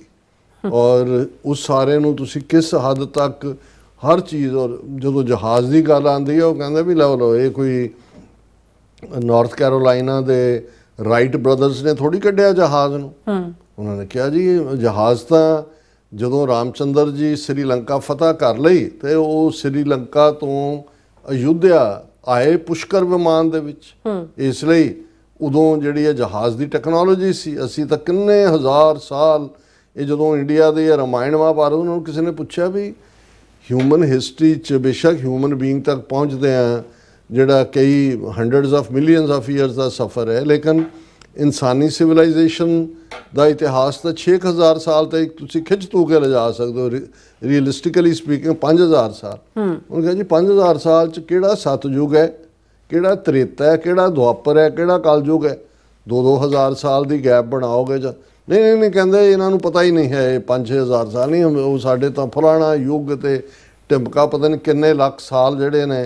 ਹੁਣ ਉਹ ਕੱਲ ਮੋਹਨ ਭਾਗਵਤ ਕਹਿ ਰਿਹਾ ਸੀ, ਅਖੰਡ ਜਿਹੜੀ 3 ਰੋਜ਼ਾ ਇਹਨਾਂ ਦੀ ਲੈਕਚਰ ਸੀਰੀਜ਼ ਚੱਲ ਰਹੀ ਹੈ, ਉਹ ਇਹ ਕਹਿ ਰਿਹਾ ਸੀ ਕਿ ਵੀ 20000 ਸਾਲ ਤੋਂ ਸਾਡਾ DNA ਹਿੰਦੂ ਹੈ। ਔਰ ਉਹਦੇ 'ਚ ਕਹਿ ਰਹੇ ਸੀ ਸਾਡਾ ਅਖੰਡ ਭਾਰਤ, ਉਹਦੇ 'ਚ ਸਾਰੇ ਸਾਰਕ ਦੇ ਮੁਲਕ ਭਾਰਤ, ਪਾਕਿਸਤਾਨ, ਬੰਗਲਾਦੇਸ਼, ਸ੍ਰੀਲੰਕਾ, ਮਿਆਂਮਾਰ, ਨੇਪਾਲ, ਭੂਟਾਨ, ਤਿੱਬਤ। ਮੈਂ ਕਿਹਾ ਜੀ ਵਾਹ। ਉਹ ਇੰਡੋ ਚਾਈਨਾ ਪਤਾ ਨਹੀਂ ਕਿਉਂ ਰਹਿਣ ਦਿੱਤਾ, ਉਹ ਵੀ ਉਹਦੇ ਨਾਲ ਇੰਡੋ ਹੀ ਤਾਂ ਲੱਗਾ ਹੋਇਆ ਵੀ ਉਹ ਭਾਰਤੀ ਸੀ। ਉਹਦੇ ਤੁਸੀਂ ਲਾਓਸ ਵੀ ਕਾਊਂਟ ਕਰੋ, ਕੰਬੋਡੀਆ ਵੀ ਕਰੋ, ਵੀਅਤਨਾਮ ਵੀ ਕਰੋ ਜੇ ਹੁਣ ਕਰਨਾ ਹੀ। ਕਿਸੇ ਨੇ ਥੱਲੇ ਕਮੈਂਟ ਲਿਖਿਆ ਸੀ ਕਿ ਵੀ ਇਹਨਾਂ ਦਾ ਕੀ ਹੈ, ਇਹ ਕਹਿ ਦੇਣ ਸਾਰੀ ਦੁਨੀਆ ਹੀ ਹਿੰਦੂ ਸੀ, ਫਿਰ ਕੀ ਫਰਕ ਪੈ ਜਾਂਦਾ। ਕਹਿਣਾ ਹੀ ਹੈ, ਮੰਨ ਲਓ ਜੋ ਮਰਜ਼ੀ। ਪਰ ਹੁਣ ਮੈਂ ਸਮਝਦਾ ਵੀ ਇਹ ਬਹੁਤ ਚੰਗਾ ਹੋਏਗਾ ਕਿ ਮੋਦੀ ਸਰਕਾਰ ਅਨੁਰਾਗ ਠਾਕਰ ਦਾ ਨਾਂ ਹੁਣ ਜਿਹੜੇ ਨੋਬਲ ਪ੍ਰਾਈਜ਼ ਦਿੱਤੇ ਜਾਂਦੇ ਨੇ ਉਹਦੇ 'ਚ ਮੈਡੀਸਨ ਹੈ, ਫਿਜ਼ਿਕਸ ਹੈ, ਸ਼ਾਇਦ ਕੈਮਿਸਟਰੀ ਹੈ, ਲਿਟਰੇਚਰ ਹੈ, ਪੀਸ ਹੈ, ਉਹਦੇ ਲਈ ਵੀ ਉਹਨਾਂ ਨੇ ਅਮ੍ਰਿਤਿਆ ਸੈਨ ਨੂੰ ਇਕਨੋਮਿਕਸ ਦਾ ਵੀ ਐਡ ਕੀਤਾ ਉਹਨਾਂ ਨੇ। ਅਤੇ ਇਹ ਅਨੁਰਾਗ ਠਾਕਰ ਨੂੰ ਤੁਸੀਂ ਸਾਇੰਸ ਦੇ ਵਿੱਚ ਫਿਜ਼ਿਕਸ ਕੈਮਿਸਟਰੀ 'ਚ ਦੇ ਦਿਓ, ਫਿਜ਼ਿਕਸ 'ਚ ਦੇ ਦਿਓ, ਕਿਉਂਕਿ ਫਿਜ਼ਿਕਸ ਦੇ ਵਿੱਚ ਹੀ ਇਹ ਸਾਰਾ ਆ ਜਾਂਦਾ ਕਿ ਅੰਤਰਿਕਸ਼ ਔਰ ਦੂਜਾ ਕਿ ਵੀ ਇਹ ਉਹਨਾਂ ਨੇ ਨਵੀਂ ਕਾਢ ਕੱਢ ਕੇ ਪੁਰਾਣੇ ਜਿਹੜੀਆਂ ਕਾਢਾਂ 'ਚੋਂ ਇਹ ਉਹਨਾਂ ਨੇ ਸਾਬਤ ਕਰ ਦਿੱਤਾ ਹੈ ਕਿ ਯੂਰੀ ਗਾਗਰਿਨ ਸਪੇਸ ਜਾਣ ਵਾਲਾ ਪਹਿਲਾ ਵਿਅਕਤੀ ਨਹੀਂ ਹੈ, ਉਹ ਹਨੂਮਾਨ ਜੀ ਸੀ। ਔਰ ਫਿਰ ਇਹ ਵੀ ਮੰਗ ਕੀਤੀ ਜਾ ਸਕਦੀ ਹੈ ਵੀ ਕਿਉਂਕਿ ਸਭ ਤੋਂ ਪਹਿਲਾਂ ਸਪੇਸ 'ਚ ਹਨੂਮਾਨ ਜੀ ਗਏ ਤੇ ਜਿਹੜੀ ਨੋਬਲ ਕਮੇਟੀ ਜਿੱਥੇ ਬੈਠ ਕੇ ਡਿਸਾਈਡ ਕਰਦੇ ਆ ਉੱਥੇ ਹਨੂਮਾਨ ਜੀ ਦਾ ਇੱਕ ਬੁੱਤ ਵੀ ਸਥਾਪਿਤ ਕਰੋ ਤੇ ਹਨੂਮਾਨ ਜੀ ਦੇ ਬੁੱਤ ਦੀ ਪੂਜਾ ਲਈ ਪੰਡਿਤ ਨਰਿੰਦਰ ਮੋਦੀ ਤਾਂ ਹੈ ਹੀ ਨੇ, ਧੋਤੀ ਬੰਨ ਕੇ ਆ ਜਾਣਗੇ। ਹੁਣ ਹੋਰ ਤਾਂ ਕੰਮ ਕੋਈ ਰਿਹਾ ਨਹੀਂ, ਬਾਕੀ ਤਾਂ ਅਮਰੀਕਾ ਨੇ ਫਰਕ ਕਰ ਦਿੱਤਾ ਤੇ ਨਾਲੇ ਉਹਦੇ ਮੰਦਿਰ ਦੇ ਪੁਜਾਰੀ ਬਣਨ ਤੇ ਨਾਲੇ ਪਵਨ ਸੁਤ ਹਨੂਮਾਨ ਜੀ ਕੀ ਜੈ ਇਹਦੇ ਨਾਰੇ ਵੀ ਗੁੰਜਾਇਆ ਕਰਨ। ਬਿਲਕੁਲ ਡਾਕਟਰ ਸਾਹਿਬ, ਬਹੁਤ ਬਹੁਤ ਸ਼ੁਕਰੀਆ। ਸੋ ਅਥਲੈਨ ਬ੍ਰੇਕ ਵਿਊਅਰਸ, ਤੁਸੀਂ ਕਿਤਨੇ ਜਾਣਾ, ਮਿਲਦੇ ਹਾਂ ਛੋਟੇ ਜਿਹੇ ਬ੍ਰੇਕ ਤੋਂ ਬਾਅਦ।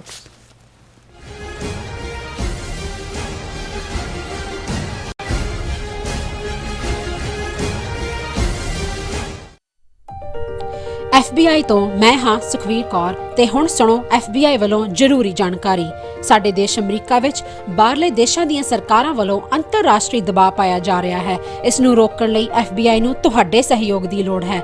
ਵਿਦੇਸ਼ੀ ਸਰਕਾਰਾਂ ਜਾਂ ਉਹਨਾਂ ਦੇ ਮੁਲਾਜ਼ਮਾਂ ਜਾਂ ਮੁਖਬਰਾਂ ਵੱਲੋਂ ਅਮਰੀਕਾ ਵਿੱਚ ਵਸਦੇ ਕਿਸੇ ਵੀ ਇਨਸਾਨ ਨਾਲ ਕੀਤੇ ਜਾ ਰਹੇ ਅੰਤਰਰਾਸ਼ਟਰੀ ਦਬਾਅ ਦੀਆਂ ਕੁਝ ਕਿਸਮਾਂ ਇਹ ਨੇ: ਨਿਗਰਾਨੀ ਰੱਖਣੀ, ਪਿੱਛਾ ਕਰਨਾ, ਤੰਗ ਪਰੇਸ਼ਾਨ ਕਰਨਾ, ਅਗਵਾ ਕਰਨ ਦੀ ਕੋਸ਼ਿਸ਼ ਜਾਂ ਉਸ ਤੇ ਸਰੀਰਕ ਹਮਲਾ ਕਰਨਾ ਅਤੇ ਧਮਕੀਆਂ ਤੇ ਡਰਾਵੇ ਰਾਹੀਂ ਜ਼ਬਰਦਸਤੀ ਕਿਸੇ ਭਾਈਚਾਰੇ ਜਾਂ ਵਿਅਕਤੀਆਂ ਬਾਰੇ ਜਾਣਕਾਰੀ ਇਕੱਠੀ ਕਰਨ ਦੀ ਕੋਸ਼ਿਸ਼ ਕਰਨੀ, ਕਿਸੇ ਨੂੰ ਉਸ ਦੇ ਮੂਲ ਦੇਸ਼ ਨੂੰ ਮੁੜਨ ਲਈ ਮਜਬੂਰ ਕਰਨਾ ਜਾਂ ਮੂਲ ਦੇਸ਼ ਵਿੱਚ ਵਸਦੇ ਉਸ ਦੇ ਰਿਸ਼ਤੇਦਾਰਾਂ ਨੂੰ ਡਰਾਉਣਾ ਜਾਂ ਹਿਰਾਸਤ ਵਿੱਚ ਲੈਣਾ, ਕਿਸੇ ਦੇ ਕੰਪਿਊਟਰ ਜਾਂ ਫੋਨ ਨੂੰ ਹੈਕ ਕਰਕੇ ਉਸ ਦੀ ਨਿੱਜਤਾ ਤੇ ਹਮਲਾ ਕਰਨਾ ਜਾਂ ਉਸ ਬਾਰੇ ਇੰਟਰਨੈਟ ਤੇ ਕੂੜ ਪ੍ਰਚਾਰ ਕਰਨਾ, ਕਿਸੇ ਦੀਆਂ ਵਿੱਤੀ ਜਾਇਦਾਦਾਂ ਨੂੰ ਜ਼ਬਤ ਕਰਨਾ।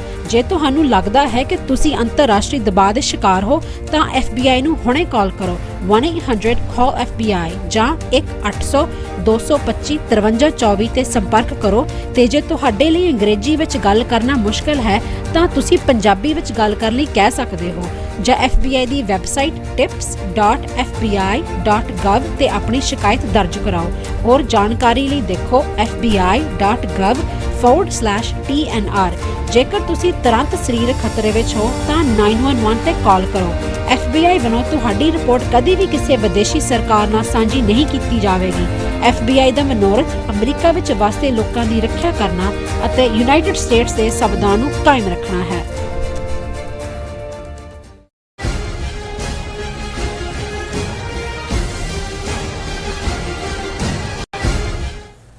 ਦਰਸ਼ਕੋ, ਬ੍ਰੇਕ ਤੋਂ ਬਾਅਦ ਫਿਰ ਦੁਬਾਰਾ ਤੁਹਾਡਾ ਸਵਾਗਤ ਹੈ। ਸੋ ਵੀਅਰਸ, ਅਖੀਰਲੇ ਸੈਗਮੈਂਟ ਦੇ ਵਿੱਚ ਆਪਾਂ ਗੱਲਬਾਤ ਕਰਨ ਜਾ ਰਹੇ ਹਾਂ ਕਿ ਭਾਰਤ ਦੇ ਹੋਮ ਮਿਨਿਸਟਰ ਅਮਿਤ ਸ਼ਾਹ ਨੇ ਦਾਅਵਾ ਕੀਤਾ ਹੈ ਕਿ ਬਾਰਡਰ ਏਰੀਆਜ਼ ਵਿੱਚ ਜਾਣਬੁੱਝ ਕੇ ਆਬਾਦੀ ਦਾ ਤਵਾਜ਼ਨ ਯਾਨੀ ਕਿ ਡੈਮੋਗ੍ਰਾਫੀ ਜਿਹੜੀ ਹੈ ਉਹ ਬਦਲੀ ਜਾ ਰਹੀ ਹੈ, ਪਰ ਉਹਨਾਂ ਨੇ ਇਹ ਨਹੀਂ ਦੱਸਿਆ ਕਿ ਇਹ ਡੈਮੋਗ੍ਰਾਫੀ ਕੌਣ ਬਦਲ ਰਿਹਾ। ਸੋ ਇਸ ਬਾਰੇ ਆਪਾਂ ਗੱਲਬਾਤ ਕਰਨ ਜਾ ਰਹੇ ਹਾਂ ਔਰ ਨਾਲ ਜਿਹੜੇ ਤੁਹਾਡੇ ਲਾਈਵ ਮੈਸੇਜ ਨੇ ਉਹ ਵੀ ਆਪਾਂ ਸ਼ੇਅਰ ਕਰਾਂਗੇ। ਸੋ ਅਸੀਂ ਚਾਹਾਂਗੇ ਕਿ ਤੁਸੀਂ ਇਸੇ ਤਰ੍ਹਾਂ ਬਣੇ ਰਹਿਣਾ। ਦੇਖਣ ਸੁਣ ਲਿਆ, ਲਿਖਣ ਲਈ ਤੁਹਾਡਾ ਸਭ ਦਾ ਬਹੁਤ ਬਹੁਤ ਧੰਨਵਾਦ ਜੀ। ਡਾਕਟਰ ਸਾਹਿਬ, ਕੀ ਵਿਚਾਰਾਂ ਨੇ?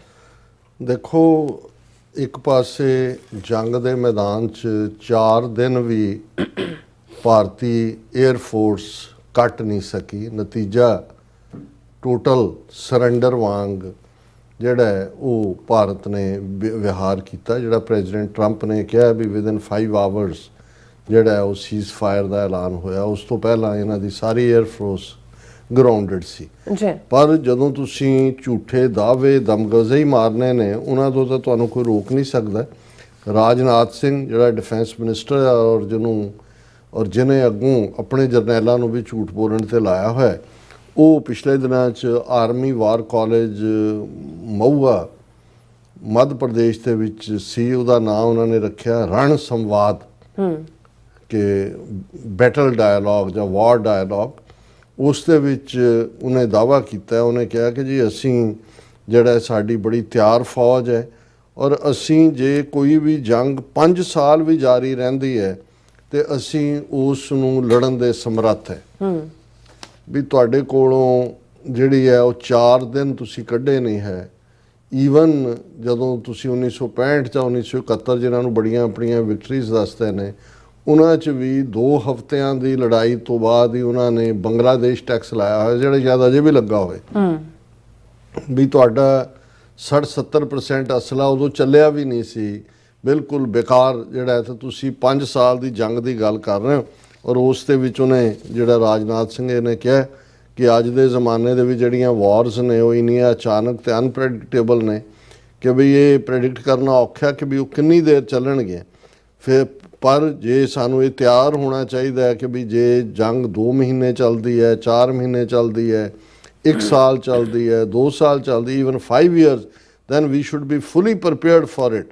ਔਰ ਇਸ ਵਾਰ ਇਹ ਸੰਦੂਰ ਆਪਰੇਸ਼ਨ ਨੇ ਦੱਸ ਦਿੱਤਾ ਹੈ ਕਿ ਲੜਾਈ ਇਕੱਲੀ ਫੌਜ ਨਹੀਂ ਲੜਦੀ, ਜਿਵੇਂ ਲੋਕਾਂ ਨੇ ਵੀ ਲੜਾਈ ਲੜੀ ਔਰ ਦੂਜਾ ਔਰ ਇਸ 'ਚੋਂ ਹੀ ਸਾਡੀ ਵਿਕਟਰੀ ਨਿਕਲੀ। ਔਰ ਇਸ ਸਾਰੇ 'ਚ ਅਸੀਂ ਹੁਣ ਐਬਸੋਲੂਟਲੀ ਇੰਡੀਪੈਂਡੈਂਟ ਹੋ ਗਏ ਹਾਂ। ਸਾਡੀ ਫੌਜ ਦੀ ਬਰੇਵਰੀ, ਸਵਿਫਟਨੈਸ ਜਿਹਦੇ ਨਾਲ ਆਰਮਡ ਫੋਰਸਿਸ ਨੇ ਐਕਟ ਕੀਤਾ ਹੈ ਅਗੇਂਸਟ ਦਾ ਐਨਮੀ ਪਾਕਿਸਤਾਨ, ਇਹ ਆਪਣੇ ਆਪ ਦੇ ਵਿੱਚ ਉਹਨੇ ਕਿਹਾ if we speak of operation Sindoor it was indeed a striking demonstration of technology driven warfare। ਇਹ ਅਸੀਂ ਟੈਕਨੋਲੋਜੀ ਡਰਿਵਨ ਵਾਰਫੇਅਰ ਦੇ ਵਿੱਚ ਕਿੰਨੇ ਅੱਗੇ ਚਲੇ ਗਏ ਹੈ, ਇਹ ਆਪਰੇਸ਼ਨ ਸੰਦੂਰ ਨੇ ਦੱਸਿਆ। ਇੱਕ ਪਾਸੇ ਤਾਂ ਮਹੂਆ ਮੱਧ ਪ੍ਰਦੇਸ਼ ਦੇ ਜਿਹੜੀ ਹੈ ਆਰਮੀ ਅਕੈਡਮੀ ਦੇ ਵਿੱਚ ਇਹ ਝੂਠ ਬੋਲਿਆ ਜਾ ਰਿਹਾ, ਦੂਸਰੇ ਪਾਸੇ ਅਮਿਤ ਸ਼ਾਹ ਇਹਨਾਂ ਦਾ ਹੋਮ ਮਿਨਿਸਟਰ ਉਹ ਵਾਈਬ੍ਰੈਂਟ ਵਿਲੇजेस ਪ੍ਰੋਗਰਾਮ VVP ਉਹਨੂੰ ਸਕੀਮ ਦਾ ਇਹਨਾਂ ਨੇ ਨਾਂ ਰੱਖਿਆ, ਉਹਦੇ 'ਚੋਂ ਐਡਰੈਸ ਕਰ ਰਿਹਾ। ਉਹਨੇ ਕਿਹਾ ਕਿ ਇਹ ਜਿਹੜੀ ਬਾਰਡਰ ਇਲਾਕੇ ਦੇ ਪਿੰਡ ਨੇ ਉਹਨਾਂ ਦੇ ਵਿੱਚ ਡੈਮੋਗ੍ਰਾਫੀ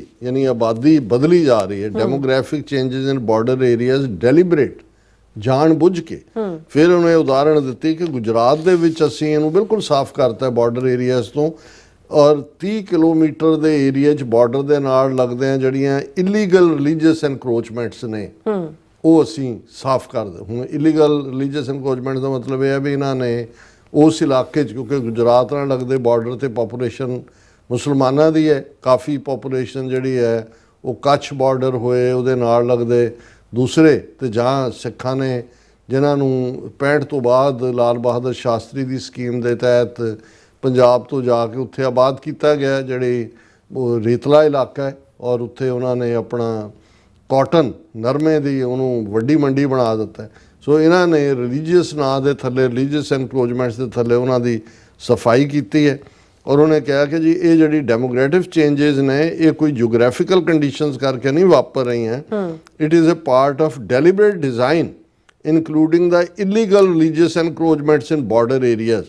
ਉਹਨੇ ਕਿਹਾ ਜੀ ਗੁਜਰਾਤ ਨੇ ਬੜਾ ਕਮੈਂਡੇਬਲ ਵਰਕ ਕੀਤਾ ਹੈ ਔਰ ਬਾਕੀਆਂ ਨੂੰ ਵੀ ਇਹ ਕਰਨ ਦੀ ਲੋੜ ਹੈ। ਹੁਣ ਜਦੋਂ ਮੈਂ ਇਹਨੂੰ ਮਿਲਾ ਕੇ ਦੇਖਦਾ ਹਾਂ, ਹੁਣ ਅਸੀਂ ਪੰਜਾਬ ਦੇ ਬਾਰਡਰ ਏਰੀਆਜ਼ ਦੇ ਵਿੱਚ ਦੇਖਦੇ ਹਾਂ ਗੁਰਦਾਸਪੁਰ, ਅੰਮ੍ਰਿਤਸਰ ਔਰ ਫਿਰੋਜ਼ਪੁਰ, ਤਰਨਤਾਰਨ ਓਬਵੀਅਸਲੀ। ਹੁਣ ਇਹਨਾਂ ਇਲਾਕਿਆਂ 'ਚ ਬੜੀ ਤੇਜ਼ੀ ਨਾਲ ਪਿਛਲੇ ਕੁਝ ਸਾਲਾਂ ਦੇ ਵਿੱਚ ਕ੍ਰਿਸਚੀਅਨ ਕਨਵਰਸ਼ਨ ਹੋਈ ਹੈ, ਜਿਹੜੀ ਕਨਵਰਟ ਕਰਨ ਦੀ ਵੱਡੇ ਪੈਮਾਨੇ ਦੇ ਉੱਤੇ ਚਰਚ ਬਣਾਏ ਗਏ ਨੇ, ਵੱਡੇ ਪੈਮਾਨੇ 'ਤੇ ਗਰੀਬ ਸਿੱਖਾਂ ਨੂੰ ਉਧਰ ਨੂੰ ਧੱਕਿਆ ਗਿਆ। ਹੁਣ ਜਿਹੜੇ ਅਦਰਵਾਈਜ਼ ਹਿੰਦੂ ਤਵੀ ਉੜੀਸਾ ਤੋਂ ਲੈ ਕੇ ਹਰ ਪਾਸੇ ਰੌਲਾ ਪਾਉਂਦੇ ਨੇ, ਉੱਥੇ ਬਿਲਕੁਲ ਚੁੱਪਚਾਪ ਇਹਨੂੰ ਉਹਨਾਂ ਨੂੰ ਨਹੀਂ, ਜੇ ਇਹ ਅਮਿਤ ਸ਼ਾਹ ਨੂੰ ਨਜ਼ਰ ਆ ਰਿਹਾ ਹੈ ਵੀ ਬਾਰਡਰ ਏਰੀਆਜ਼ ਦੇ ਵਿੱਚ ਜਿਹੜੀ ਹੈ ਉਹ ਆਬਾਦੀ ਦਾ ਤਵਾਜ਼ਨ ਵਿਗਾੜਿਆ ਜਾ ਰਿਹਾ, ਡੈਮੋਗ੍ਰਾਫੀ ਜਿਹੜੀ ਹੈ ਬਦਲੀ ਜਾ ਰਹੀ। ਪੰਜਾਬ 'ਚ ਤਾਂ ਇਹ ਪ੍ਰੋਸੈਸ 8-10 ਸਾਲ ਤੋਂ ਚੱਲ ਰਹੀ ਹੈ, ਸਿੱਖ ਜਥੇਬੰਦੀਆਂ ਜਾਂ ਕੁਝ ਸਿੱਖ ਪ੍ਰਚਾਰਕ ਵੀ ਰੌਲਾ ਪਾਉਂਦੇ ਰਹੇ ਨੇ ਪਰ ਕਿਸੇ ਦਾ ਧਿਆਨ ਨਹੀਂ ਗਿਆ ਹੈ। ਹੁਣ ਜਦੋਂ ਰਵਨੀਤ ਬਿੱਟੂ ਜਿਹੜਾ ਅਮਿਤ ਸ਼ਾਹ ਦੀ ਖਾਸ ਚੋਇਸ ਹੈ, ਇਹਦੇ ਬਾਵਜੂਦ ਕਿ ਲੁਧਿਆਣੇ 'ਚੋਂ ਹਾਰਿਆ ਉਹਨੂੰ ਮਿਨਿਸਟਰ ਬਣਾ ਕੇ ਲੈ ਗਿਆ, ਉਹਨੇ 3-4 ਦਿਨ ਪਹਿਲਾਂ ਹੀ ਉਹਦੇ ਇਸ ਬਿਆਨ ਤੋਂ ਪਹਿਲਾਂ ਉਹਨੇ ਕਿਹਾ ਕਿ ਜੀ ਅਸੀਂ ਜਿਹੜਾ ਆਉਣ ਵਾਲੇ ਪੀਰੀਅਡ ਦੇ ਵਿੱਚ ਜਿਹੜਾ ਇਹ ਮੁਹਿੰਮ ਚਲਾਵਾਂਗੇ ਕਿ ਜਿਹੜੇ ਈਸਾਈ ਬਣਾ ਲਏ ਗਏ ਨੇ ਸਿੱਖਾਂ ਤੋਂ ਉਹਨਾਂ ਨੂੰ ਵਾਪਸ ਜਿਹੜਾ ਉਹ ਹਿੰਦੂ ਧਰਮ ਦੇ ਵਿੱਚ ਲਿਆਂਦਾ ਜਾਏ। ਹੁਣ ਜਦੋਂ ਮੈਂ ਇਸ ਦੀ ਡੈਮੋਗ੍ਰਾਫਿਕ ਚੇਂਜ ਦੀ ਗੱਲ ਦੇਖੀ ਤਾਂ ਇੱਕਦਮ ਉਹਦਾ ਬਿੱਟੂ ਦੇ ਬਿਆਨ ਵੱਲ ਧਿਆਨ ਗਿਆ ਕਿ ਭਾਈ ਇਹਨਾਂ ਨੇ ਸਿੱਖਾਂ ਨੂੰ ਤਾਂ ਬਣ ਲੈਣ ਦਿੱਤਾ ਜਾਂ ਜਿਹੜੀ ਵੀ ਡਿਜ਼ਾਈਨ ਜੋ ਵੀ ਕਰ ਰਹੇ, ਹੁਣ ਇਹਨਾਂ ਨੂੰ ਇਹ ਲੱਗਦਾ ਹੈ ਕਿ ਵੀ ਇਹ ਬਿਆਨ ਦੇ ਕੇ ਇਹ ਉਹ ਮਾਹੌਲ ਕ੍ਰੀਏਟ ਕਰ ਰਹੇ ਨੇ ਕਿ ਵਾਪਸ ਉਹਨਾਂ ਨੂੰ ਬਾਈ ਐਨੀ ਮੀਨਸ ਹਿੰਦੂ ਬਣਾਉਣ ਦੇ ਰਸਤੇ ਦੇ ਵਿੱਚ ਉਹਨਾਂ ਦਾ ਜਿਹੜਾ ਰਾਹ ਉਹ ਪੱਧਰਾ ਹੋਏ, ਉਸ ਦੇ ਲਈ ਇਹ ਮਾਹੌਲ ਤਿਆਰ ਕਰ ਰਹੇ ਨੇ। ਸੋ ਸਾਨੂੰ ਖਬਰਦਾਰ ਹੋਣ ਦੀ ਲੋੜ ਹੈ। ਪੰਜਾਬ ਦੇ ਵਿੱਚ ਇਹਨਾਂ ਨੇ ਹਾਲਾਂ ਹੁਣ ਤਾਂ ਹੜ੍ਹਾਂ ਨੇ ਰੋਕ ਦਿੱਤਾ ਉਹ ਸਾਰੇ, ਅਦਰਵਾਈਜ਼ ਉਸ ਤੋਂ ਹਫ਼ਤਾ ਪਹਿਲਾਂ ਬੀਜੇਪੀ ਨੇ ਪੰਜਾਬ ਦੇ ਵਿੱਚ ਸ਼ੁਰੂ ਕਰ ਲਿਆ ਸੀ ਜੀ, ਪਿੰਡਾਂ 'ਚ ਅਸੀਂ ਵੱਡੇ ਵੱਡੇ ਇਕੱਠ ਕਰ ਰਹੇ ਹਾਂ, ਲੋਕਾਂ ਦਾ ਡਾਟਾ ਵੀ ਕਲੈਕਟ ਕਰ ਰਹੇ ਸੀ ਕਿ ਜੀ ਅਸੀਂ ਭਲਾਈ ਸਕੀਮਾਂ ਇਹ ਤੇ ਭਲਾਈ ਸਕੀਮਾਂ ਉਹ, ਕਿਉਂਕਿ ਇਹ ਹਰ ਹਾਲਤ ਦੇ ਵਿੱਚ 2027 ਤੱਕ ਈਦਰ ਸਿੱਧੇ ਤੌਰ ਦੇ ਉੱਤੇ ਚੋਣਾਂ ਜਿੱਤਣਾ ਚਾਹੁੰਦੇ ਨੇ ਜਾਂ ਜਿਨ੍ਹਾਂ ਨੇ ਅਮਿਤ ਸ਼ਾਹ ਦੇ ਚੋਲੇ ਦੀਆਂ ਲੀਰਾਂ ਫੜੀਆਂ ਹੋਈਆਂ ਨੇ, ਉਹ ਅੱਡ ਜਿਹੜੇ ਅਕਾਲੀ ਦਲ ਔਰ ਉਹ ਜੇ ਸੁਖਬੀਰ ਬਾਦਲ ਐਂਡ ਕੰਪਨੀ ਨਾਲ ਵੀ ਸਮਝੌਤਾ ਹੁੰਦਾ, ਔਰ ਕਿਉਂਕਿ ਪੰਜਾਬ 'ਚ ਜੜ੍ਹਾਂ ਤਾਂ RSS ਦੀਆਂ ਬਾਦਲ ਟੱਬਰ ਨੇ ਹੀ ਲਵਾਈਆਂ ਹੋਈਆਂ ਨੇ। ਸੋ ਇਹਨੂੰ ਮੈਂ ਇਸ ਥੱਲੇ ਦੇਖਦਾ ਵੀ ਇਹਨਾਂ ਨੂੰ ਗੁਜਰਾਤ ਤਾਂ ਕਹਿੰਦੇ ਅਸੀਂ ਸਾਫ਼ ਕਰਤਾ, ਉੱਥੇ ਤਾਂ ਹੁਣ ਕੋਈ ਅਸੀਂ ਕਬਰ ਜਾਂ ਕੋਈ ਮਸੀਤ ਜਾਂ ਕੋਈ ਰਹਿਣ ਨਹੀਂ ਦਿੱਤੀ ਹੈ ਜਿਹਦੇ ਥੱਲੇ ਕੋਈ ਦੂਜੇ ਹੋਣੇ ਦਾ ਮਤਲਬ ਮੁਸਲਮਾਨਾਂ ਨੂੰ ਉੱਥੋਂ ਕੱਢਤਾ। ਤੇ ਇਧਰ ਵੀ ਇਹ ਜਿਹੜੇ ਨੇ ਇਹਨਾਂ ਨੂੰ ਸੀ ਵੀ ਜੇ ਡਾਇਰੈਕਟ ਸਿੱਖਾਂ ਤੋਂ ਹਿੰਦੂ ਬਣਾਇਆ ਤੇ ਉਹ ਸਿੱਖ ਇੱਕਦਮ ਰਿਐਕਟ ਕਰਨਗੇ। ਸੋ ਇਹ ਮਿਡਲ ਵੇਜ਼ ਸੀ ਕਿ ਵੀ ਤੁਸੀਂ ਈਸਾਈ ਬਣਾ ਲਏ, ਬਾਅਦ 'ਚ ਹੋਏਗਾ ਜੀ ਅਸੀਂ ਤਾਂ ਦੇਖੋ ਚੰਗਾ ਕਰ ਰਹੇ ਹਾਂ, ਅਸੀਂ ਤਾਂ ਈਸਾਈਆਂ ਤੋਂ ਵਾਪਸ ਹਿੰਦੂ ਬਣਾ ਰਹੇ ਹਾਂ।